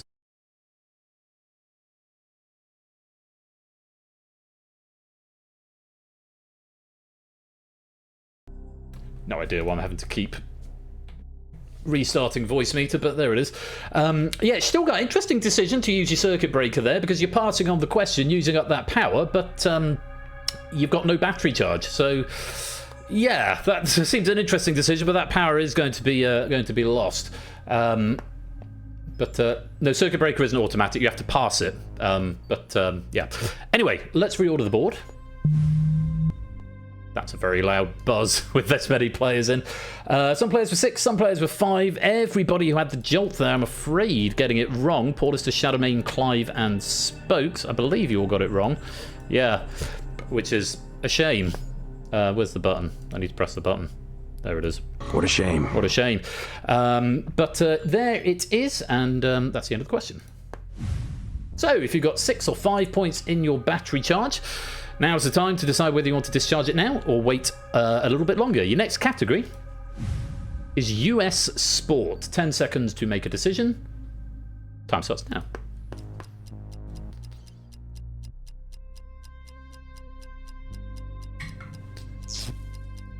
Flyboy using a discharge, Conradlak using a partial discharge, and Cola using a discharge. Let's add those points into the bank. So Flyboy and Cola tying up with an early lead. Conrad's got 3 in the bank and still 3 in the battery charge. Let's take a look at the question. Which of these teams does not feature in the NFL? Minnesota Vikings, Detroit Pistons, New York Giants, or Houston Texans? 15 seconds.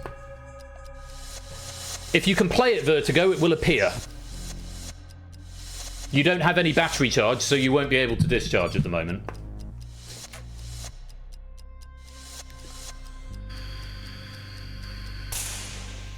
Time. And the correct answer is the Detroit Pistons. They're an NBA team. The equivalent NFL team is the Detroit Lions, is what we wanted. A few wrong answers coming in there. Let's reorder the board. That's really very loud, isn't it? Okay, those are the scores on the doors. Flyboy and Cola still with the power bank lead. Let's go to our next category. Animal groups, 10 seconds.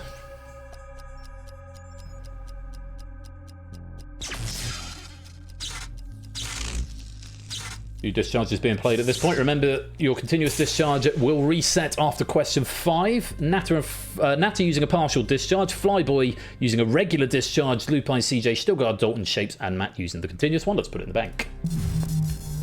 CJ and Matt and Shapes into the lead with 13. Let's take a look at this question. A flamboyance is the commonly accepted collective noun for which colourful birds? Flamingos, peacocks, puffins, parrots. 15 seconds. Fluffy, your trip switch is activated.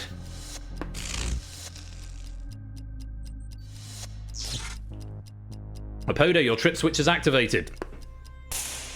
But your time is up. Yes, keep your eye on your device, because if you're wrong and you have a trip switch, you have to answer again. And it looks like both Fluffy and Apodo... Oh, no, sorry, I'm mixing up. That's a relay circuit. Ignore me. Trip switch means you got it wrong, but your points are safe. That's right. Right, correct answer was flamingos. Flamingos, a group of parrots is a pandemonium. A group of puffins is a circus or an improbability. And peacocks, rather pleasingly, come in a group called an ostentation. An ostentation of peacocks, which is marvellous. Right, let's put those points into the bank that need to go there from those whose trips switched, or switches tripped. Yes, stuff in the bank is safe. And Fluffy discharging 13, Apodo discharging 6 there. Graham using his circuit breaker and protecting however many points he had. Well done there. 5, you protected your 5. Okay, category 4. Modern card games, 10 seconds.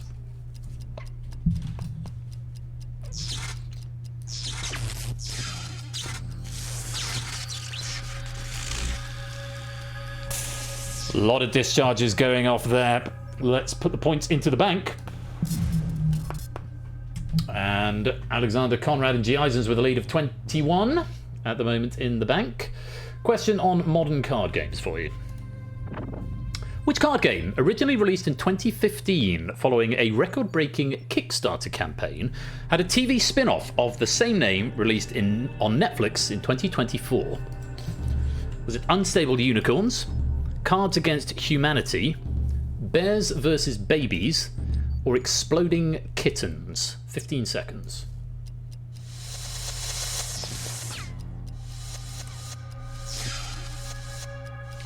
couple of filters being used here. A trip switch has gone. And there's a capacitor being used by Silent Marine. Silent Marine's going to have to hope that the majority get it right. Can reveal the correct answer. Is Exploding Kittens. Apparently the show wasn't very good. I played the game once and it confused me. So let's update the scores and put any trip switches into the bank.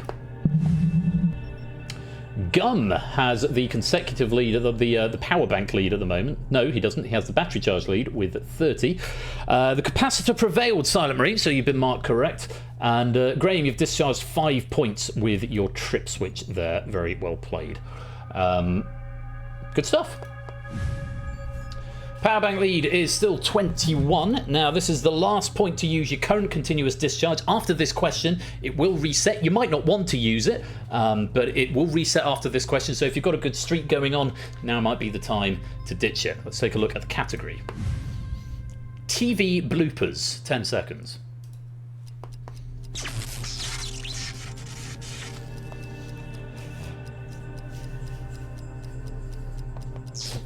Silent Marine Fett, Spokes and Jogging are discharging there, and Prugs is using a Jolt for this question, going to be worth an extra 10 points. Let's put the points into the bank. And Gum goes into the lead with 30 points and resets the streak. If you didn't use your continuous discharge, then never mind, but you're going to get another one after the next question. Let's take a look at this question. In one of the most iconic accidental partridge moments of the early noughties, what did Derek Tomo Thompson mistake stud groomer Matthew Jones for live on Sky Sports? A little boy, the winning jockey, a beautiful lady, or a standing lamp? 15 seconds.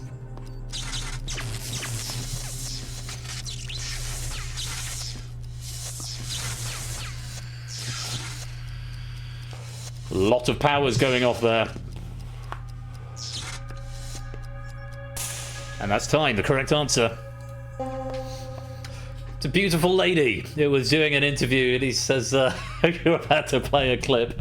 I can't capture it because I'm game capturing at the moment. I'll show you later on. I'll put it in the Discord. But yeah, he was talking to the interviewer and he says, "Oh, you've been joined by a beautiful lady." And then there was a satellite delay, and the guy goes, "No, it's a man, actually, Derek." Yeah, it was very, very funny. Matthew Jones, he's a man. Look it up. You've been joined by a beautiful lady. It's very funny. Let's put any trip switches into the bank. Goodness me, there's a lot of powers have come in there. To BC and AB Me, your power surges give you an extra 10 points in your bank. A lot of trip switches activating there and points going into the bank. A few circuit breakers being played. Free Ruckus has discharged 5 points. Clive has discharged 18. Stilgar 6. Colin 11. Nando 26 and Shapes 13. All about to be discharged into the bank, or have been already. Right, Gum with the power bank lead of 30. Your continuous discharge has been refreshed. Everyone is now able to dump their battery charge into their bank, even if you'd used it previously. Let's go to the next category. 2025 television.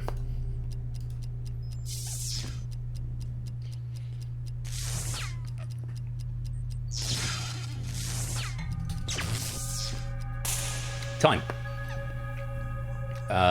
And we've got a few discharges players getting that continuous discharge and immediately using them. Let's put them in the bank. And there we go. Power Matt into the lead with 34. Still got 4 powers available and the continuous one to come back. So that's a good, strong position to be in at this point. Let's take a look at the question. It's great, isn't it, Taja? Released on Netflix in March 2025, which limited series co-created by and starring Stephen Graham follows the Miller family and the aftermath of an alleged murder by 13-year-old Jamie? Running Point, Zero Day, Adolescence, Untamed. 15 seconds.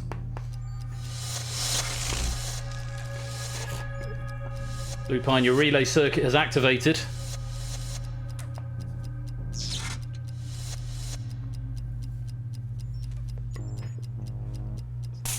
And that's time. The correct answer. was Adolescence. Apart from being an absolutely marvellous piece of television, it reminded the nation just how very difficult it is to spell the word adolescence. Not going to lie, I was very tempted to make that the question. But yes, Adolescence, great piece of television. Yeah, vicious is the right word, Shadowbane. Really, really tough watching, but superbly acted, and both technically and I suppose politically poignant, and technically just incredible stuff. If you've got even a passing interest in television, I can't recommend it highly enough. Very well done if you got that one right. Right, Lupine used a relay circuit, but then unfortunately got the wrong answer on your second attempt. You've lost 11 points there. Ice Tim used the circuit breaker to pass that question, and G. Eisens used the filter, but again, also got it wrong when you had the 50-50 there. Bad luck, G. Eisens. You've lost 6 points there. That is the end of the question. AB, me, and Ben, and Toot all have 55 in their battery charge. Let's see how far they can continue to go before they risk it. The thing is, they've got protection powers. This is the thing about this game. If you've got a protection power there, you can just keep going for as long as you dare. So that's the thing. Oh my god, what is going on with the sound tonight? Sorry, you're going to restart Voicemeeter.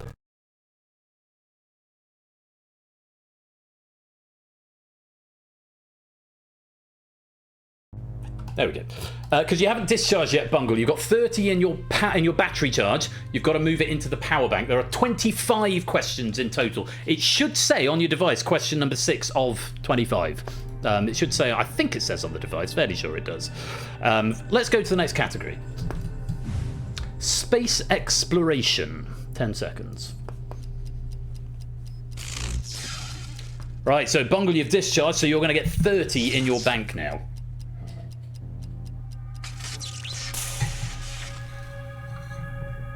Thanks for the heads up, JR. I've got to look into this thing because it's a major problem. Right, a few discharges. Jack using a partial discharge there, so he's going to put half of his points into the bank. Where are you, Jack? Let's see if I can find you. 5. So you're going to put 3 of your points into the bank, so that's something. Okay, here's your question. A new record was set earlier this month when the crew of which spacecraft reached a distance of 252,756 miles from Earth? Discovery 4, Explorer 3, Artemis 2, and it's done it again. I'll start the question. Apollo 21.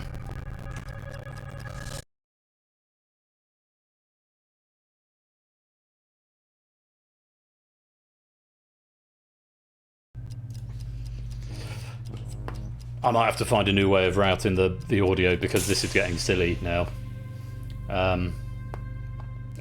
Thank you, Jack. The correct answer.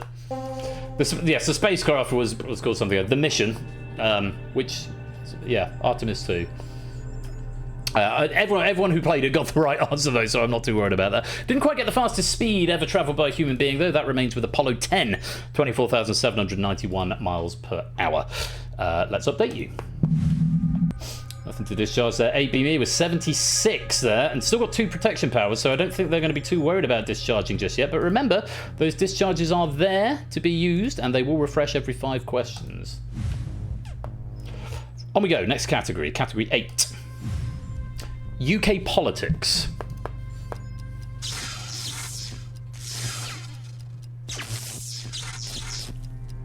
Some discharges being played. I've had to refresh the log, so I haven't seen everybody. A run using a jolt here, though, as well. Discharges played. Fetz is into the lead now with 42 in the power bank. Still a lot of players with a lot of battery charge going on there. Let's take a look at the question on UK politics. Who currently holds the office of Shadow Chancellor of the Exchequer for His Majesty's official opposition? Sir James Cleverly, Chris Philp, Dame Priti Patel, Sir Mel Stride.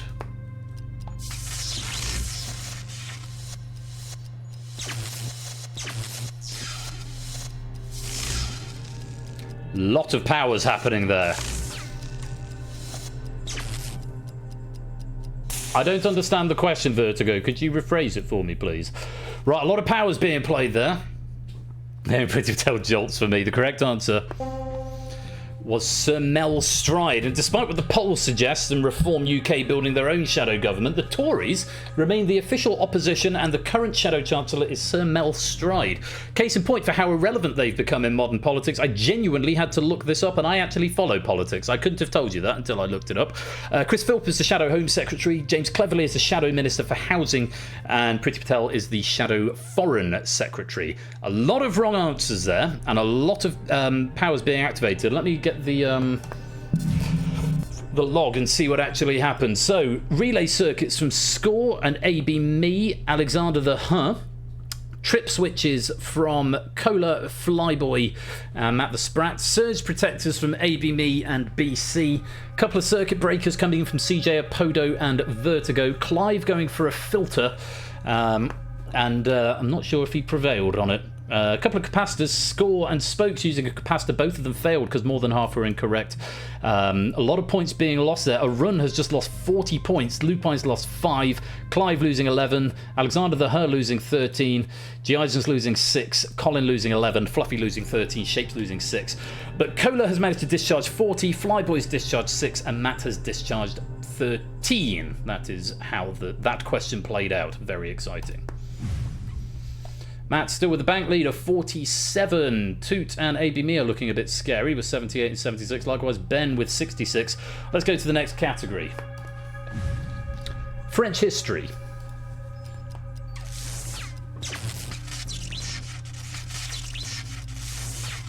A few discharges coming in. JR going for a partial discharge here.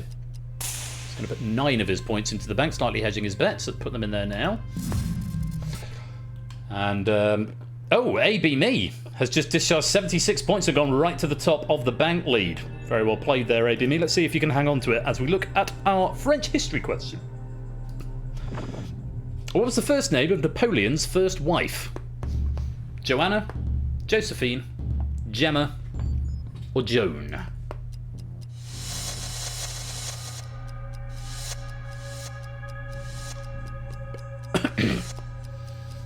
People who banked on this one are possibly thinking, well, maybe I didn't need to bank on that one. Maybe you did. Maybe it was a good time to play it. Correct answer was Josephine. As well as Empress Josephine, Napoleon had affairs with Giuseppa Maria Camilla, commonly known as Giuseppina, and Marguerite George, who published under the name Marguerite Josephine Weimar George. Maybe he had a thing for the name. Who knows? But very well done if you got that one right. Apodo losing 13 points there. Toot with 91 in his battery charge. He's got a trip switch there and other powers available to him. Ben was 78 and also with trip switch available. Yes, there should be anytime entry TVP. Unicon, room code. I should be putting the room code up in between questions. That's a bug I need to add. Well, it's not a bug, it's a feature. That's where I should be putting the room code up at this moment here with the empty bottom, empty lower third. I will add that to the to-do list. Let's look at our next category. 80s pop music. You might be doing some reading first of all. Discharge coming in from Clive and Colin. And Ice Tim just in the nick of time. Let's add your points into your power banks.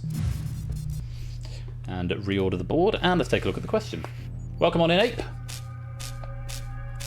Here's your question. How many members of Pet Shop Boys are there?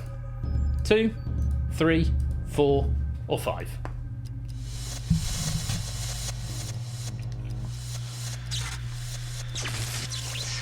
Surge Protector activated, Relay Circuit activated, Surge Protector, a couple of powers coming in here. And that's time. Correct answer. Just the 2. Neil Tennant and Chris Lowe are the 2 members of Pet Shop Boys. Let's update the scores and see what happened there. There were a few protectors coming in there. Conradlac and Fetz and Dalton all activating a Surge Protector there with the wrong answer.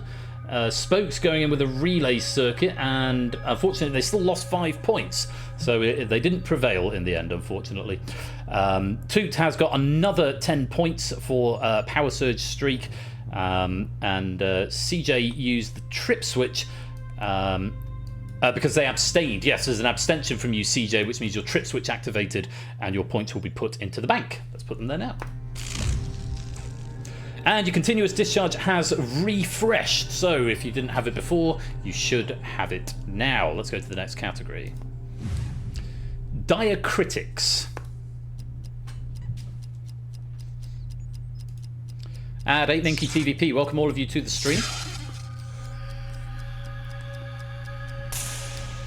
Bungle, Matt and Jack using a continuous discharge there. Let's put them in the bank.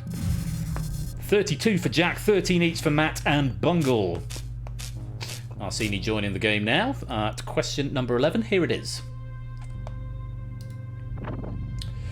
What is the name of the diacritic that resembles a caret, often appearing over vowels in French to signify that an S would have followed it in Old French?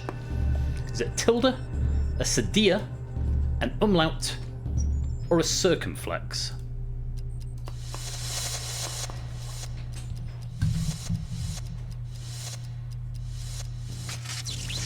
Surge Protector activating for Natter there, and for jogging. Points are safe, but a wrong answer. That's time. The correct answer was a circumflex. So, for example, forest would become foray, F-O-R-E with a circumflex T. Umlaut is the 2 dots. Cedilla is the little squiggle that goes normally underneath the C in Spanish. And a tilde, is it the accent? I used to know what a tilde was. Someone in the chat will tell me what a tilde is. I think it's an accent of some sort. But oh, it's a little the wavy thing. Yes, thank you, everyone. Makes the nya sound, I believe. Again, often used in Spanish. Let's update those scores there. A couple of Surge Protectors, Natter and Jogging protecting their scores. Shadowmane losing 13 there. BC picking up an extra 10 for the Power Surge streak. Conrad out losing 6. AB Me losing 11 there. And AB Me has got the bank lead with 76, but there's a lot of battery charge still in play. Toot and Ben in particular, nothing in the bank yet, but big battery charges there. They're going to be the ones to watch. As we approach the halfway point, here is the next category. Time zones.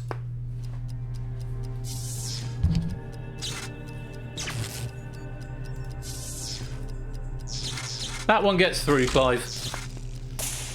Few discharges coming in there, including Toot using a partial discharge, slightly hedging his bets here on time zones. And he's going to put half of his 130 into the bank, but maintain his streak. And he's gone straight up to 3rd on the leaderboard, and he's still got 65 in power charge. So he's maintained his streak, but hedged his bets slightly. Could be a sensible time to play that. Let's take a look at the question. It is effectively risky business, hardened bets, but more serious. Which country uses Central European time despite the overwhelming majority of the country being west of Greenwich? Portugal, Belgium, Spain, or France? 15 seconds. Shadowmane using a filter, Prugs using a circuit breaker, Vertigo's trip switch is activated, as has Dalton's, as has Toots. That was an interesting question. Toot using up 2 powers on the same question, the partial discharge and the trip switch going off, which means he's going to bank the rest of it at the cost of that power. The correct answer was Spain. I seem to recall from an episode of QI that this is actually Hitler's fault. Or Mussolini or someone. It was someone in the Second World War. They changed the time zone, but yeah, Portugal uses 2 time zones, UTC +1 and UTC -1. That's well west of Greenwich, but it is the same time most of the time, it's the same time in Portugal as it is in the UK. France does use Central European time, but the majority of that country is actually east of Greenwich. Belgium also uses Central European time, but that is entirely east of Greenwich. Spain, weird when you go to Spain, you're normally flying a bit west, and yet you put your clock forward an hour. It's a very strange sort of leftover thing, which is why the sun doesn't rise sometimes till 11 o'clock, or doesn't set, I think, until 11 o'clock at night, or something like that. It's either you get really late sunrises or really late sunsets. I think it's late sunsets, which is probably why they have the culture that they do in Spain these days, possibly. Anyway, was it Franco? Could have been Franco, but sounds like Franco. Let's put any points into the bank that need to go there. Yeah, tell that to Tibet. Poor China. Right, a bit to report on there. Shadowman using a filter. Must have found the right answer as a result because they didn't lose anything. Prug circuit breaking there. A few trip switches coming in. Vertigo, Dalton, Toot and BC. Arun losing 21. Nata losing 11. Jack losing 5. Paulister losing 6. Spokes losing 5. Colin losing 11. Nando losing 18. Fluffy losing 21 there. And 8 Minky losing 11. 4 discharges, so Dalton banks 11. Toot banks his other 65. BC has banked 115 points there after the trip switch activated, and Vertigo has discharged 21. Let's put the points into the bank. Right, first big swings. Power battery charge have gone on average lower, so we sort of set the scores, but we're only at the midpoint of the game. We've had 12 questions. Toot has that lead with 130. Alexander the Huh, 24 in his battery charge. Clive with 18. Still quite a few powers available up there, but they are dwindling slightly. Let's go to our next question. Next category, rather, and see what we've got. Fantasy literature is the category. 10 seconds.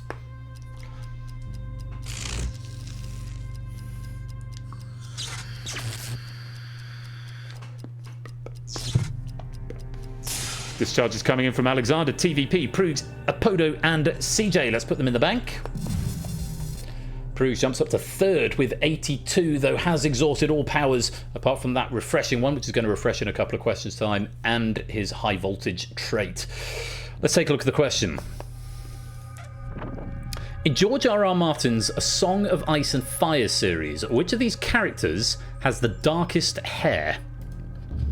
Cersei Lannister, Joffrey Baratheon, Daenerys Targaryen, or Catelyn Stark? 15 seconds.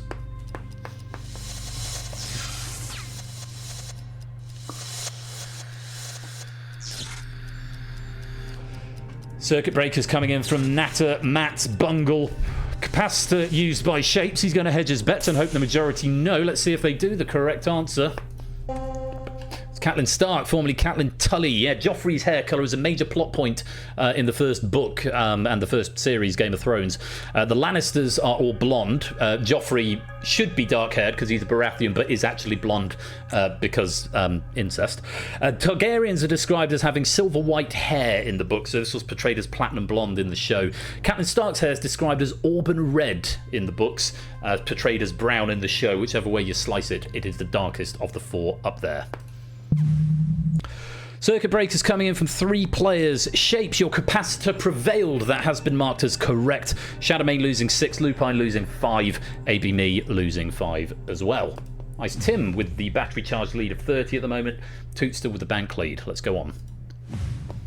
Investments is the next category, and you've got 2 more questions till your continuous discharge refreshes.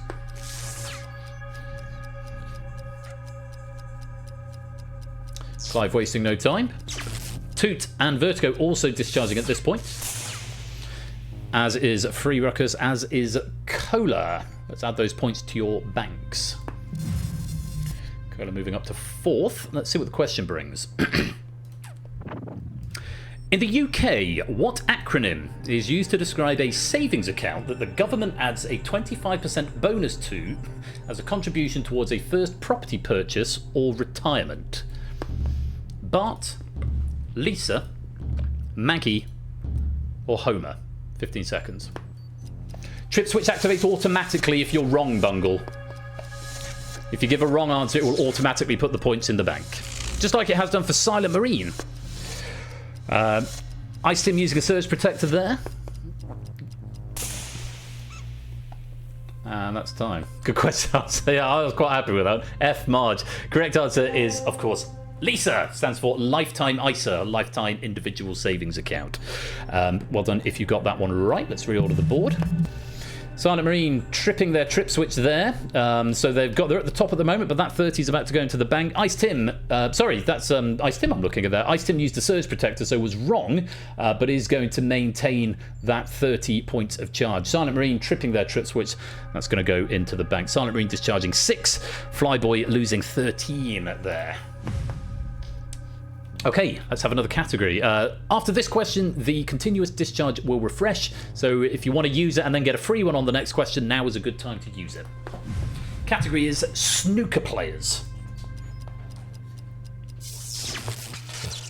JR, Rapodo, Conradlac, Colin all discharging here. No, they don't stack, Shadowmane. I did say they don't stack, so if you don't use it now, you've still got one. It's just a refreshing lifeline. You don't add another one, it just becomes active again. So if you've not used it then, but you wanted to, sorry, you don't get 2 on the next set of questions.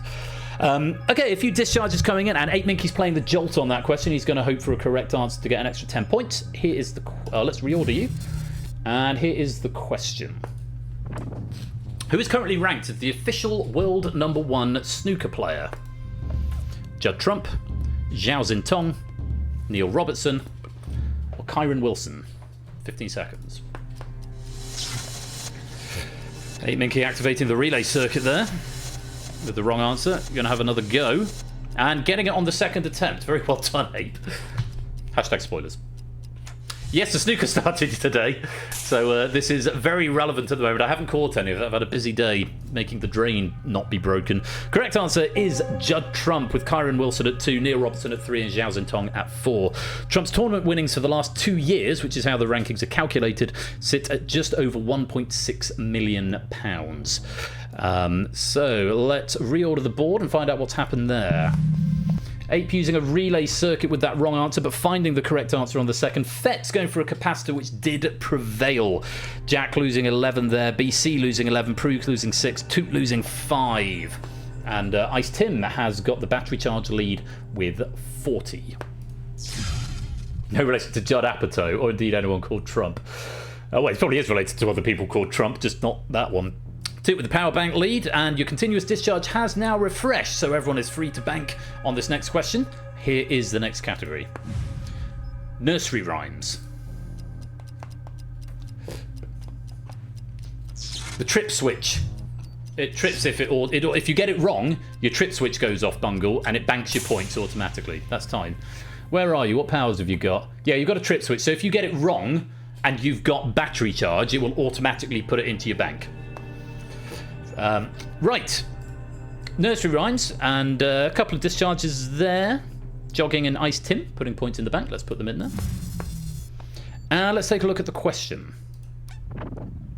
With what implement did the farmer's wife cut off the tails of the 3 blind mice? A butter knife, a carving knife, a steak knife, a serrated bread knife. 15 seconds.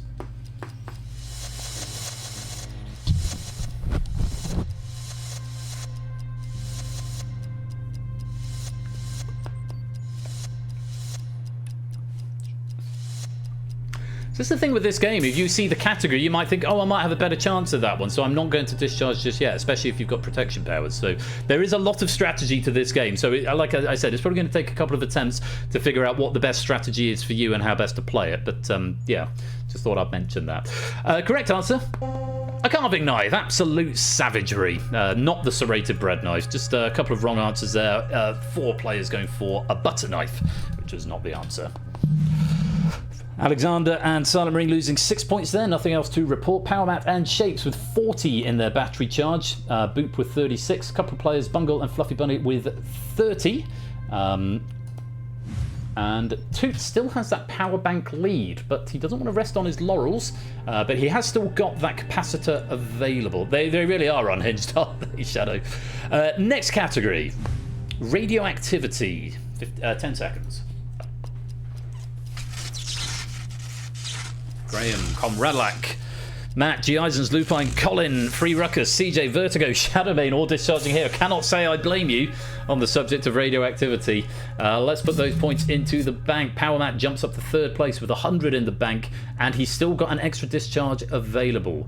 What you want to watch out for, though, is the players with overload, who are going to have more points available to them on the last 5 questions. That could be where the tables turn.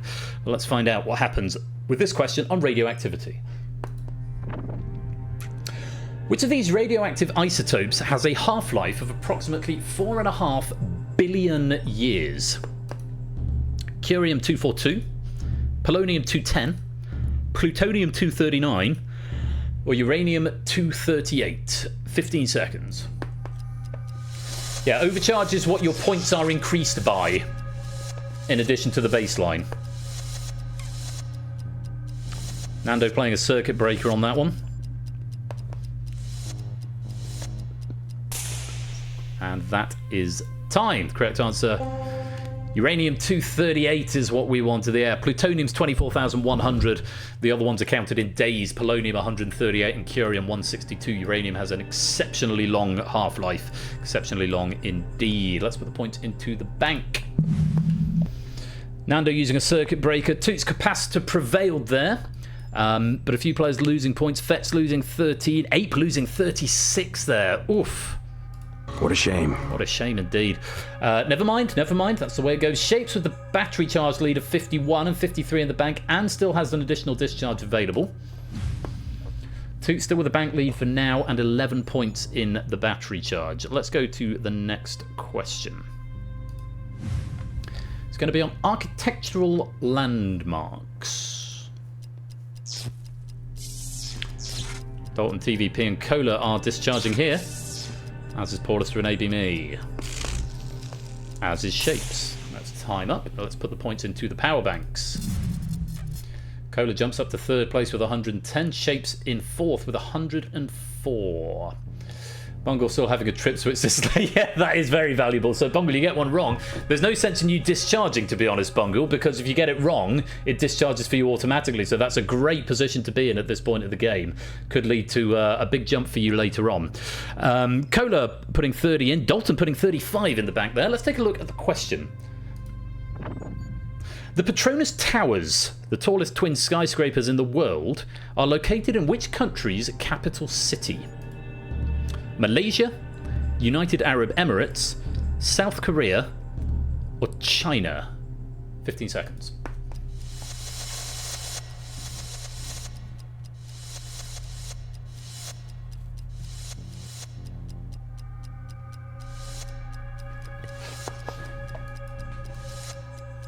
Cutting it a bit fine. Abstention will be treated as wrong, Bungle, just with that trip, so it's just be careful. Marcini also with a relay circuit still available, I see up there. Those are the only two protection powers left. Kuala Lumpur, and it says Shadowmane. That is the correct answer. Yeah, Malaysia, completed in 1996, found in Kuala Lumpur. They stand at a whopping 1,483 feet tall each. They've got a sky bridge connecting them as well. It's taller even than the original World Trade Center Twin Towers in New York were, marginally. Very well done if you got that one right. And Bungle and Fluffy now with the battery charge lead of 51, and Bungle with a trip switch still there as well. That could be incredibly, incredibly powerful. And a couple of players losing points there. Score losing 11, Graham losing 5. Toot hanging on to the bank lead and starting to build up a little bit of a battery charge there. Let's see what happens with the next category, which is 20th Century Wars. Run Proogs, Natter, all discharging here. As is Jack, Jogging, Vertigo, and Clive. Let's put them into the bank. Gum, I think that's Jogging, moves up to fourth with 107. Free Ruckus over there, still with that filter available, as has Jack. Dalton's got a capacitor still, so this late stage of the game, there's still a few powers floating around there. Let's see what this question brings. The catalyst for the outbreak of World War I was the assassination of the Archduke of which empire? Prussian, German, Austro-Hungarian, Ottoman. 15 seconds.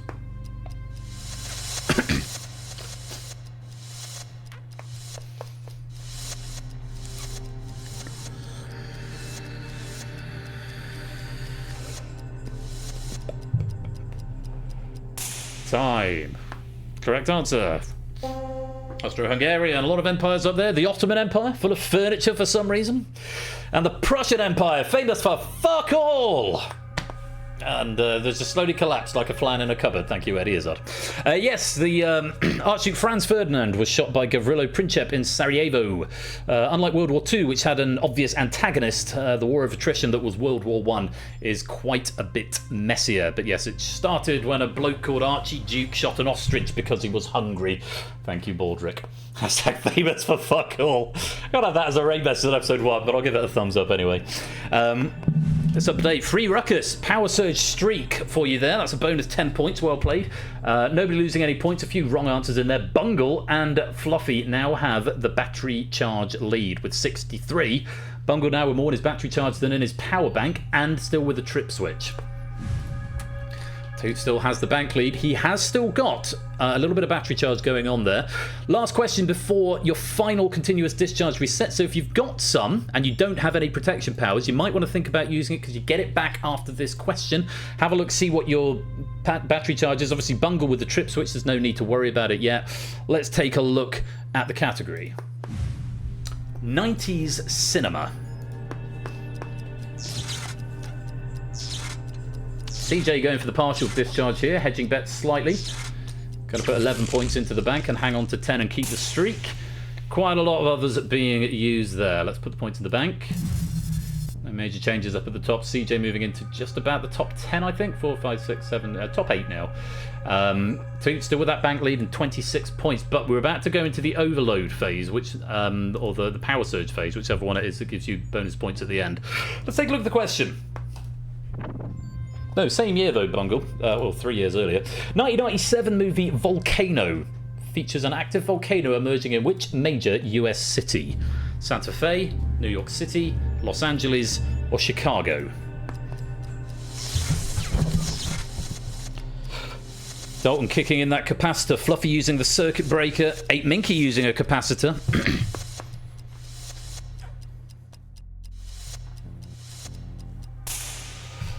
And that is time. The correct answer was Los Angeles. Of course, LA sits on the San Andreas Fault, of course. It's famous for its earthquakes, and in this case actually gave rise to a volcano. It's got Tommy Lee Jones and Anne Hesh in it, and we watched it this week, or last week, and it's fine. I remember enjoying it a lot when I was a kid. I don't know if it's held up to the test of time. Let's reorder the board, and let's see what's gone on there. Fluffy going for a circuit breaker. Dalton going for the capacitor, which prevailed, so you will have gotten points out of that. Paulister and Shadowmane losing 13 there.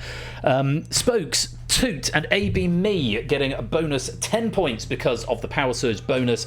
8 Minky's capacitor also prevailing, and TVP losing 11 points there. That's the end of that question. We're going into the final 5. That noise means that your continuous discharge has now refreshed. Toot has got 45 and the bank lead, but Bungle, let's just have a look at our potential scores at the moment. If everyone were to bank on this question, Bungle would go into 2nd place. So that's something to consider. Let's go back to power bank order for now and take a look at the next category. Has anyone got that end game power available to them? Jack has. So Jack's got that power, which I can't remember what it's called. Colin's got this power. And Clive has got this power, and Marcini has as well, by the looks of it, and possibly Score. Let's see if it pays off for them. Here is the next category. 21st century pop music. A lot of discharges coming in automatically here. By the way, after the last question, anything left in your battery charge will automatically discharge, just to let you know at this point. Okay, a lot of players banking points there. Let's put them in. Power Matt jumps up to 4th place now. Everyone's still chasing Toot's bank, and he's got that discharge, that battery charge still there as well. He's got to get this one right, though, to maintain that advantage. Let's take a look at the question. Released in September 2023, which American artist's 4th studio album was entitled Scarlet? Charlie XCX, Cardi B, Doja Cat, Billie Eilish.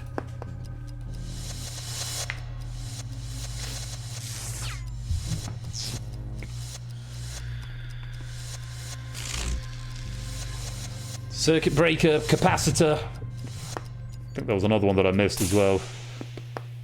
Possibly another one that I missed. Yes, that is this century, 21st century. The correct answer was Doja Cat. Charlie XCX is actually British, so couldn't have been the right answer. Eilish has only released 3 studio albums, and Cardi B has only released 2. So process of elimination you could have got there, but Doja Cat's album is 4th album was called Scarlet. Let's update the scores. Okay, 3 ruckers using the filter, but unfortunately not getting the answer on the rebound. Still losing 36 points. Alexander the Her used a circuit breaker there. Lupine losing 18 points. Shapes losing 21. And TVP, your capacitor failed on that question. You went with the Wisdom of Crowds, but it didn't pay off. Bungle is still there with the battery charge lead of 90 and still got a trip switch available. Let's see if you can keep it going as we go to our next category. Italian cuisine.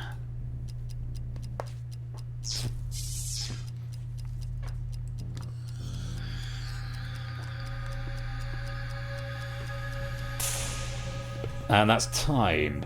Just the 2 discharges there from Graham and Spokes. Let's put the points into the bank. And that's the bank order at the moment. Here's your question. Which pasta dish is typically made with spaghetti, fatty cured pork, hard cheese, eggs, salt, and black pepper? Lasagna, carbonara, bolognese, puttanesca.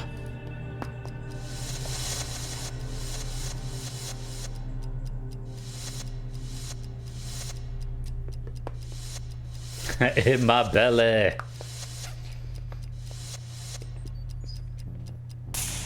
Time. Correct answer. It's a carbonara, of course it is, and it's just the best. Nom, nom, nom, nom, nom, nom, nom. Right, let's update the scoreboard. Bungle up to 105 in his battery charge now, and still with the trips. You must be like 15 questions right in a row, 10 questions right in a row. It's quite a few. Yeah, that's the state of play at the moment. 3 questions left. Still a smattering of powers available if you want to use them. I've seen a comment from Arun who said, next time I play this, I'm not going to use any of the powers that I picked this time. This is a game. We have to find out what the best strategy is. And I like that about it. It's a game that's going to evolve, I think, over time. Here's your next category. World religion. CJ, Clive, both discharging here. And a few others as well. Score, Matt, Fetz, Colin, and Silent Marine all discharging there. Some of them with the yellow discharge rather than the blue. Alexander the Her is actually going for a jolt here, so 10 bonus points if you can get a correct answer. Let's put those points into the bank. Oh, not before I've reset voice meter.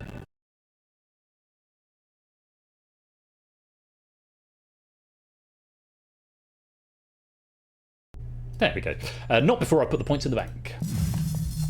There we go. CJ Binks up to 4th place with 129 in the bank. Here's your question. With 20.9% of the world's adherents, which country is home to the largest number of Buddhists? Thailand, Vietnam, China, or South Korea?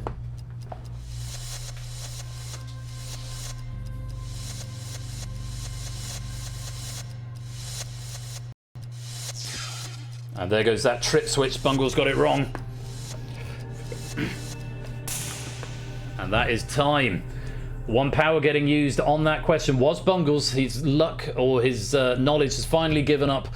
The trip switch has activated. The correct answer was Thailand. 67 million Buddhists live in Thailand, accounting for 94.4% of the country's population.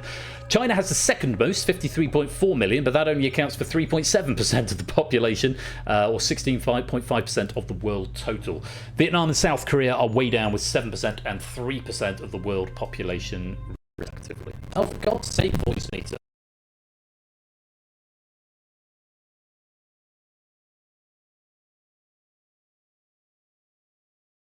Okay.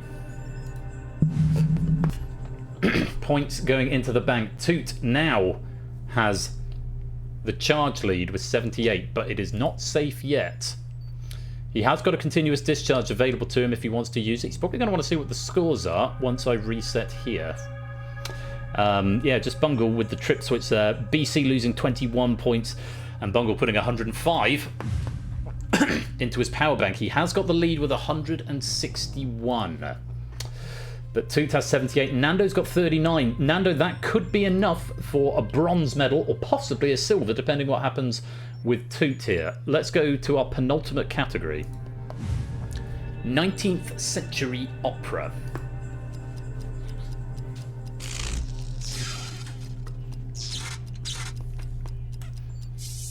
It's where you want to wrap up the last of your points. It's going to be close at the top, I feel. Prugs, Lupine, Ruckus, Nando, Vertigo, and a Run using up their discharges. In they go, and Nando shoots up to third place with 133. Interesting, interesting. Let's take a look at the question. La Gazza Ladra is the original Italian title of which opera by Gioacchino Rossini? The Barber of Seville, The Thieving Magpie, The Silken Ladder, or The Merry Widow? 15 seconds. Relay circuit coming in for TVP there. Fortunately not getting it on the second answer either. And that is time. The correct answer. It's The Thieving Magpie. Apologies to everyone who said The Silken Ladder. I know it sounds a lot like The Silken Ladder. That's La Scala di Setta. The Merry Widow was actually an opera by Franz Lehár, not Rossini. And The Barber of Seville is Il Barbiere di Siviglia is The Barber of Seville. La Gazza Ladra, it's The Thieving Magpie. Ladron equals thief. Yeah, good pull. If they all count, Spokes. Great pull if you managed to get that one. Let's update the boards. TVP with the relay circuit there, and unfortunately not getting to the answer on the second attempt. Graham losing 11, Flyboy losing 13, Conradilak losing 6, CJ losing 6, TVP losing 10. Toot's got 91. Is he going to put it in, or is he going to try and get this last question? Let's find out. The final category is art history. 10 seconds. Yeah, I love a bacon lardon, I do. Toot's calling it there. He's not going to push his luck. A Run's going for a partial discharge on this one. He's going to put 3 into the bank. Let's put the points in now. That is going to be enough for Toot to take 2 golds in one night. Bungle looks pretty much lined up for the silver ice. Tim, though, could, depending how many points he gets for this question, depending what his streak is, could overtake and take that silver. Still a lot to play for in those second, third, and fourth place slots. Very best of luck. Here is the final question. Born in 1571, Caravaggio was one of the foremost painters of which art movement? Renaissance, Baroque, Medieval, Impressionism.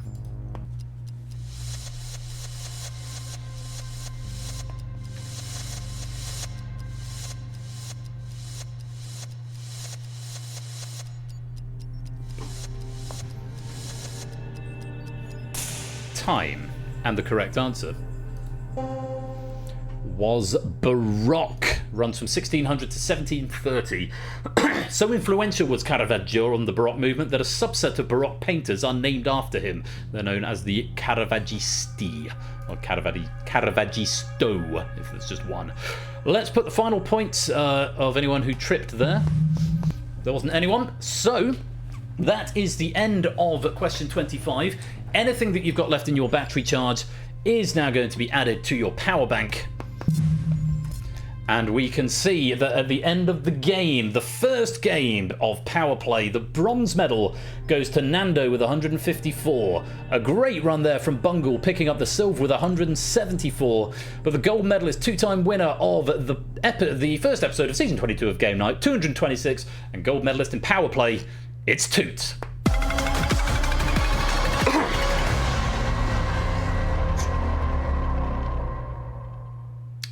GG. That was a lot of fun. Thank you, Nando. Thank you very much. I enjoyed that a lot. And yeah, Bungle. GG's, mate. So next time I'm over, I'll bring a little silver medal in. I expect you to wear it at all times. Yeah, it sounds like most people sort of settled into that, as Score is saying. I'd say there's a lot of information at the beginning, and obviously the first time you're playing it, there's a lot of choices, so I can appreciate there might be a little bit of choice paralysis. So I fully understood all of it. Wear it naked. Yes, wear it naked, Bungle. We look forward to seeing that. So what I'll probably do is I'll probably put a little README guide into the Discord server, which, by the way, you should totally come and join right there. I'll put a little README guide, so if you can go and sort of digest it in your own time, maybe watch back with the VOD. I'm hoping I was saying enough information as it went on. Correct, Dalton. Yeah, so traits. So you've got a choice of 3. One of them makes every question worth an extra point. One of them gives you a bonus 10 points if you get 5 right in a row. And one of them makes the last 5 questions worth an extra 5 points each. So that's the one that could be an interesting one. They've got different advantages to each of them depending how you want to play. Yeah, I'm going to go back to the camera. And, of course, we've got the lottery to finish up the evening. My goodness gracious me. Even more fun on this season premiere of Game Night. So do stick around for that. But, look, thanks very much, everyone, for playing. I hope you enjoyed that. I say it was a lot to take in, but it feels like a good format. I mean, I'm coming away thinking, is 25 questions too many? Could we get away with 20?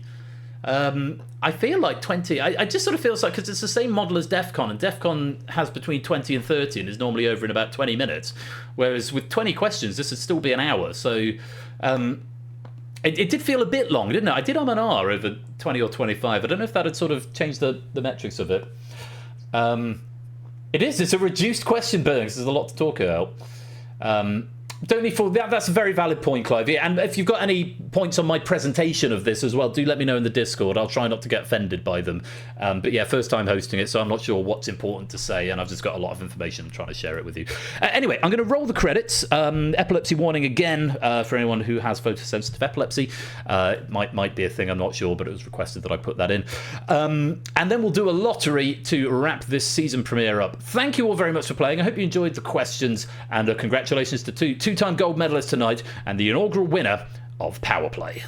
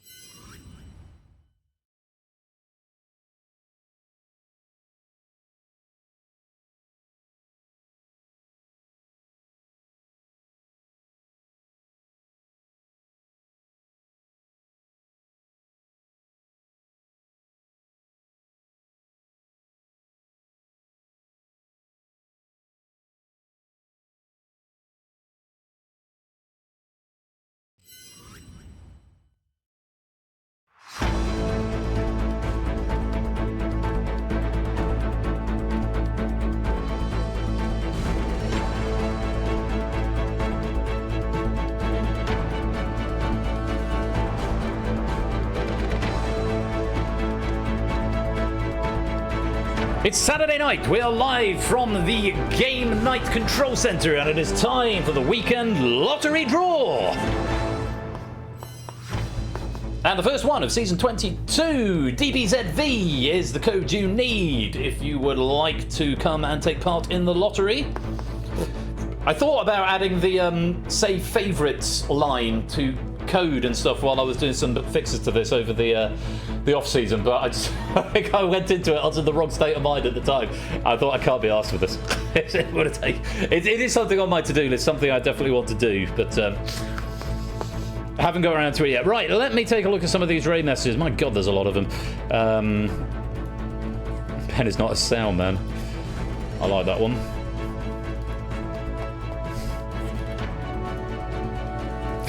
I've just put a thumbs down on that, but I really like it. I'm going to bring it back up.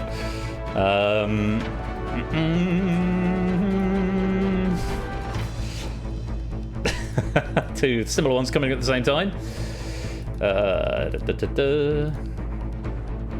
And Sam, welcome to the stream. Just joining us for the lottery at the end of the night. Lovely to see you. Hope you're well. 38 in so far. Oh, I haven't joined myself yet. Goodness gracious me. I should probably do that. Universal controller is what I need, and that's what you need as well with this room code. Oh yes, I need to revalidate because I've refreshed the device, haven't I? What is the room code? DBZV. Hey, am I going to take the 40th seat? If I'm quick typing this, I am. Hooray! I got seat 40! Woo! Yay!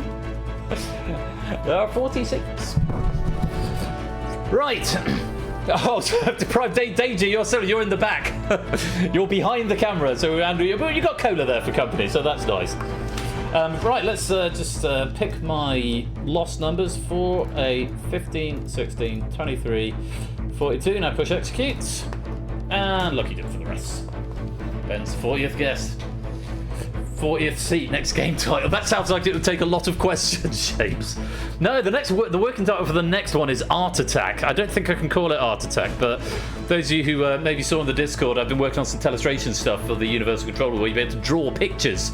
And so I need to build a format around that mechanic, which is going to happen. I've got some ideas. We're bouncing them around the format factory of the Discord, which you should definitely come and join. Come and join the Discord. Tell us all about it. Maybe your questions could come and be seen on stream as well at some point. Let me tell you about what's going on, because I didn't actually do any continuity, did I? Which was very rude of me. Ash is here next week, and it was lovely seeing 5 Minutes to a Fortune last night. So let me just give Ash a very quick shout out, because I normally do it at half time and then forgot. I was distracted by a new game. What's he got next week? Quizmas is officially over. So next week, Ash is going to be having Who Dares Wins on the Wednesday and All Clued Up in 1,000 Heartbeats on the Friday. Sounds like a lot of fun. As for Game Night Season 22, that's going to continue. Thursday, a slightly quieter stream. We've got DEF CON to start, and that's been written by Dogfish, I think. Yes. And then we've got Cryptex, is written by me. It's a pack I started last season, never got to use it. Finished it off this morning or yesterday afternoon or something. So yeah, DEF CON and Cryptex on Thursday. It'll be a slightly shorter stream, but it'll still be fun, and we'll have the Thunderball draw to go with it. Next Saturday, though, we've got Apex by John. We've got The Abyss by Oni, and in between those, we have got our first heat of the Drain tournament. Very much looking forward to that. Go and get some hype up in the discussion section of the Discord channel. Looking forward to having a first fully fledged tournament that we've had for a very long time in these parts. So as ever, do give us a follow if you're not doing so already. And if you're watching this on the VOD, and I'm probably going to end up putting a video on the end of these streams moving forward to increase the algorithm friendliness. But if you are watching on the VOD, don't forget to hit the like and subscribe button. God, I feel so dirty saying that. But do, seriously, go and check out the VOD page. Whoever gets the raid message tonight is going to get a very special thumbnail, possibly in the PowerPlay font, which would be very exciting. So, yeah, hashtag like and subscribe. I think we had that as one. Pen and paper alert. Willie back, welcome to the stream. Turning into Jackbox, I don't know about all that. Like and subscribe. Right, I think that's long enough. Let's hide that room code. We've got 44 players in for the lottery tonight, and I think it's time to start the machine. And tonight we're using Excalibur and Set of Balls number 2. Here is what you stand to win this evening. I think I've fixed the bug with the bonus ball in this, by the way, so keep an eye out for that. Up to 250,000 pennies, which would be a nice thing to get at the start of the season. Just before I do that, I'm going to do Shapes' lottery, because he requested that a little while ago. Vil Success Shapes, lottery for you. 23.59, not bad. You did win the Penny Banks award last season. I don't think you've told anyone what it is. Don't tell anyone now, because then we can keep it as a surprise. And then if someone else wins next season, or if you win again, then someone further down could win the bonus prize.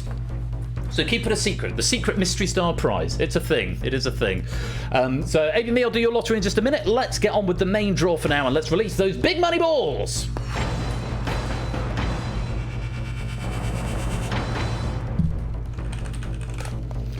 And in they go, in they go. Yeah, I've got a lot of raid messages to filter through. But there's some very good ones in. But now there's there you get a thumbnail and a 1080p cut of the episode card, which is very exciting. So extra incentive to give me good raid messages. Right, best of luck to you all. Let's start the draw.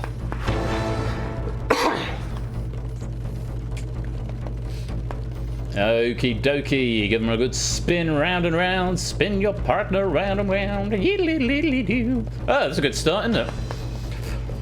Strangely empty. It does. There's half as many balls in there. Right, we start with the white one. First ball of the season. It's number 7. 4th appearance in the main lottery draw. Last saw it Saturday the 28th of March on the last stream of season 21. And it's here on the first stream of season 22.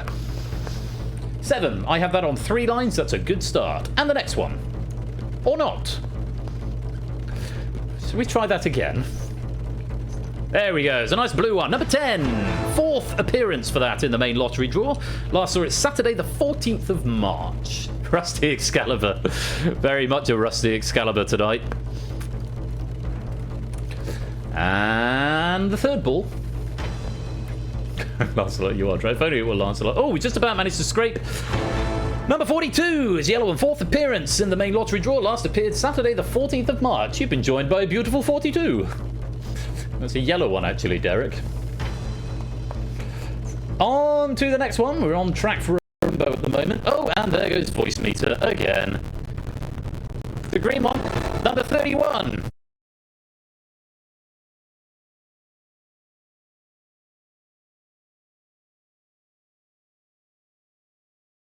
Number 31, very much a rusty Voicemeeter, and still on for the rainbow. Just a pink ball missing from the lineup now. We're going to get it this time. No, it's another blue one, number 12. 6th appearance for that in the main lottery draw. Again, last saw it on the 28th of March at the end of last season. This looks quite good for me tonight. I've got 2 lines with 2 numbers on. 26 would be good right about now. That would be 2 lines with 3 on. Can we get 26, please? No, it's another blue one. Number 15, 3rd appearance in the main lottery draw. Last appeared Saturday, the 28th of February. Well, I've got 4 lines with 2 numbers on. It's not bad. Not bad for a lucky dip. And if we get a pink ball, we complete the rainbow for the bonus ball. Let's take a look. Oh, 3rd misfire of the evening.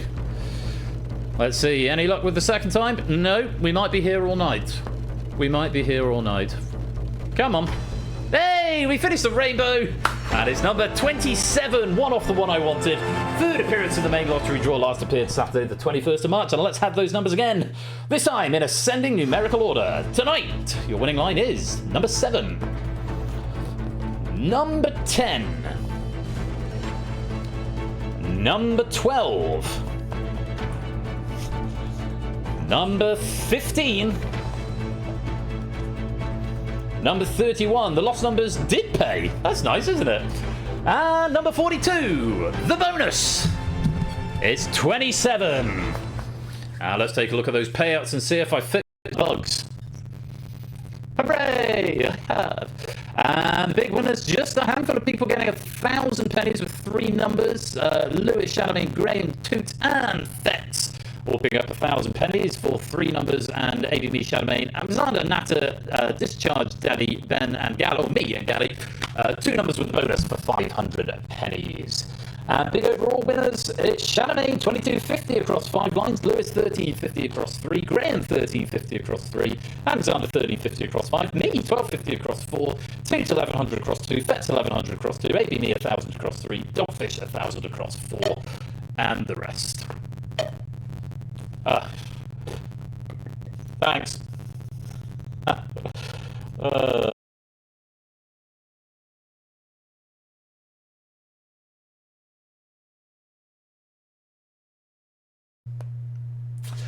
I got the beep. The beep's the word. So when the music stops, the only thing to get my attention is when a power user beeps at me.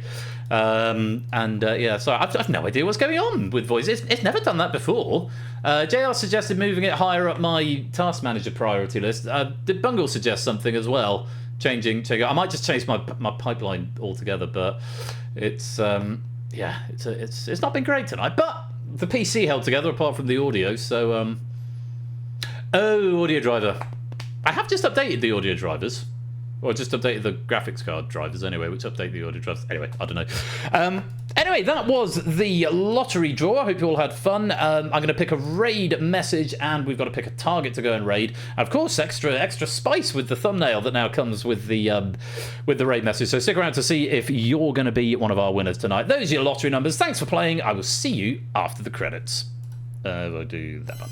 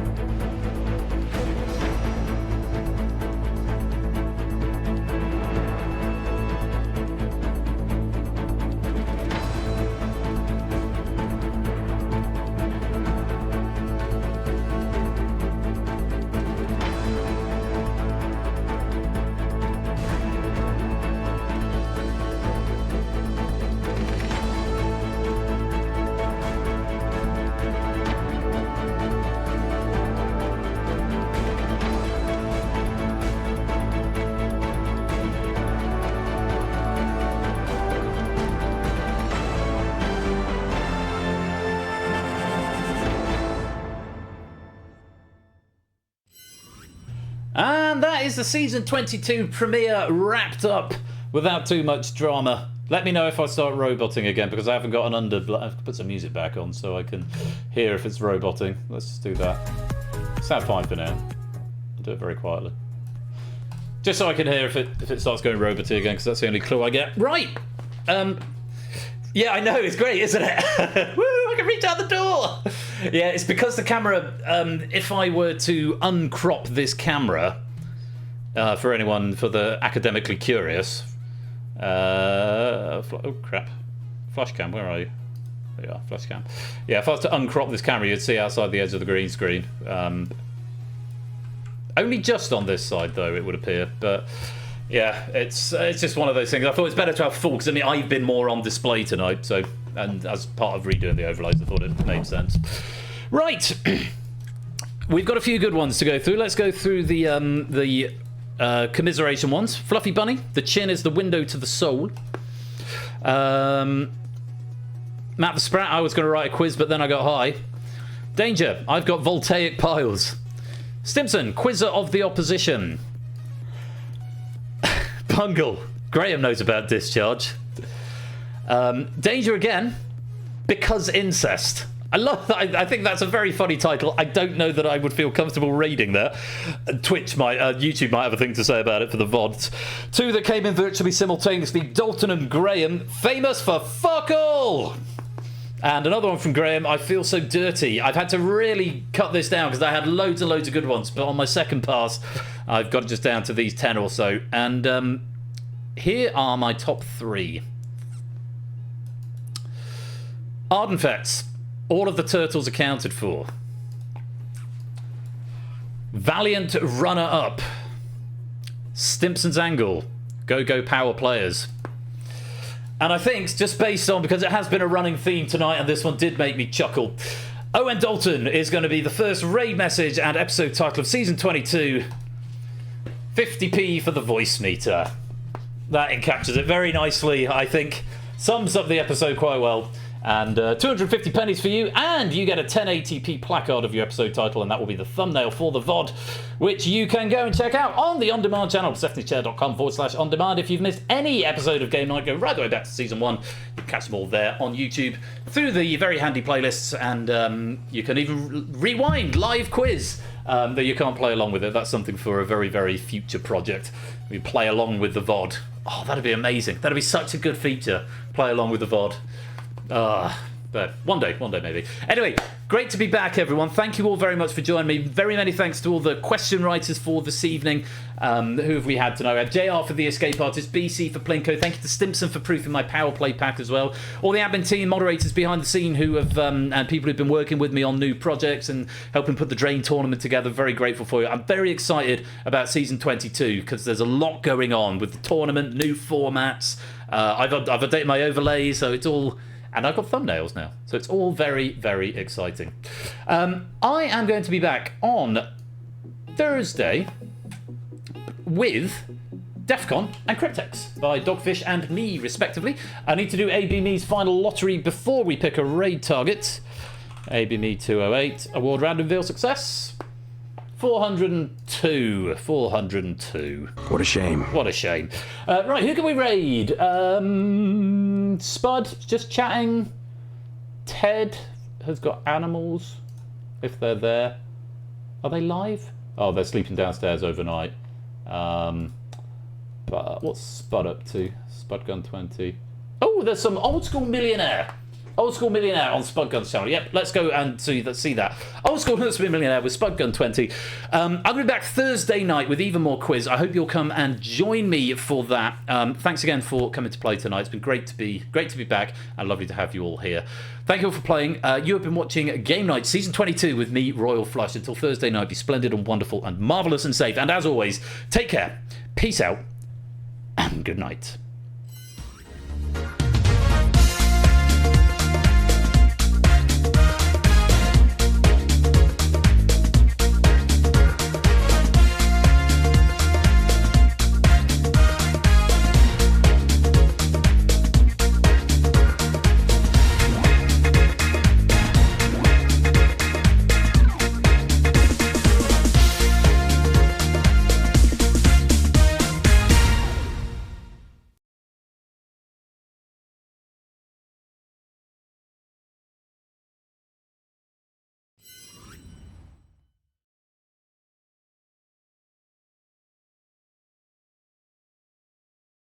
take his leg. Situated.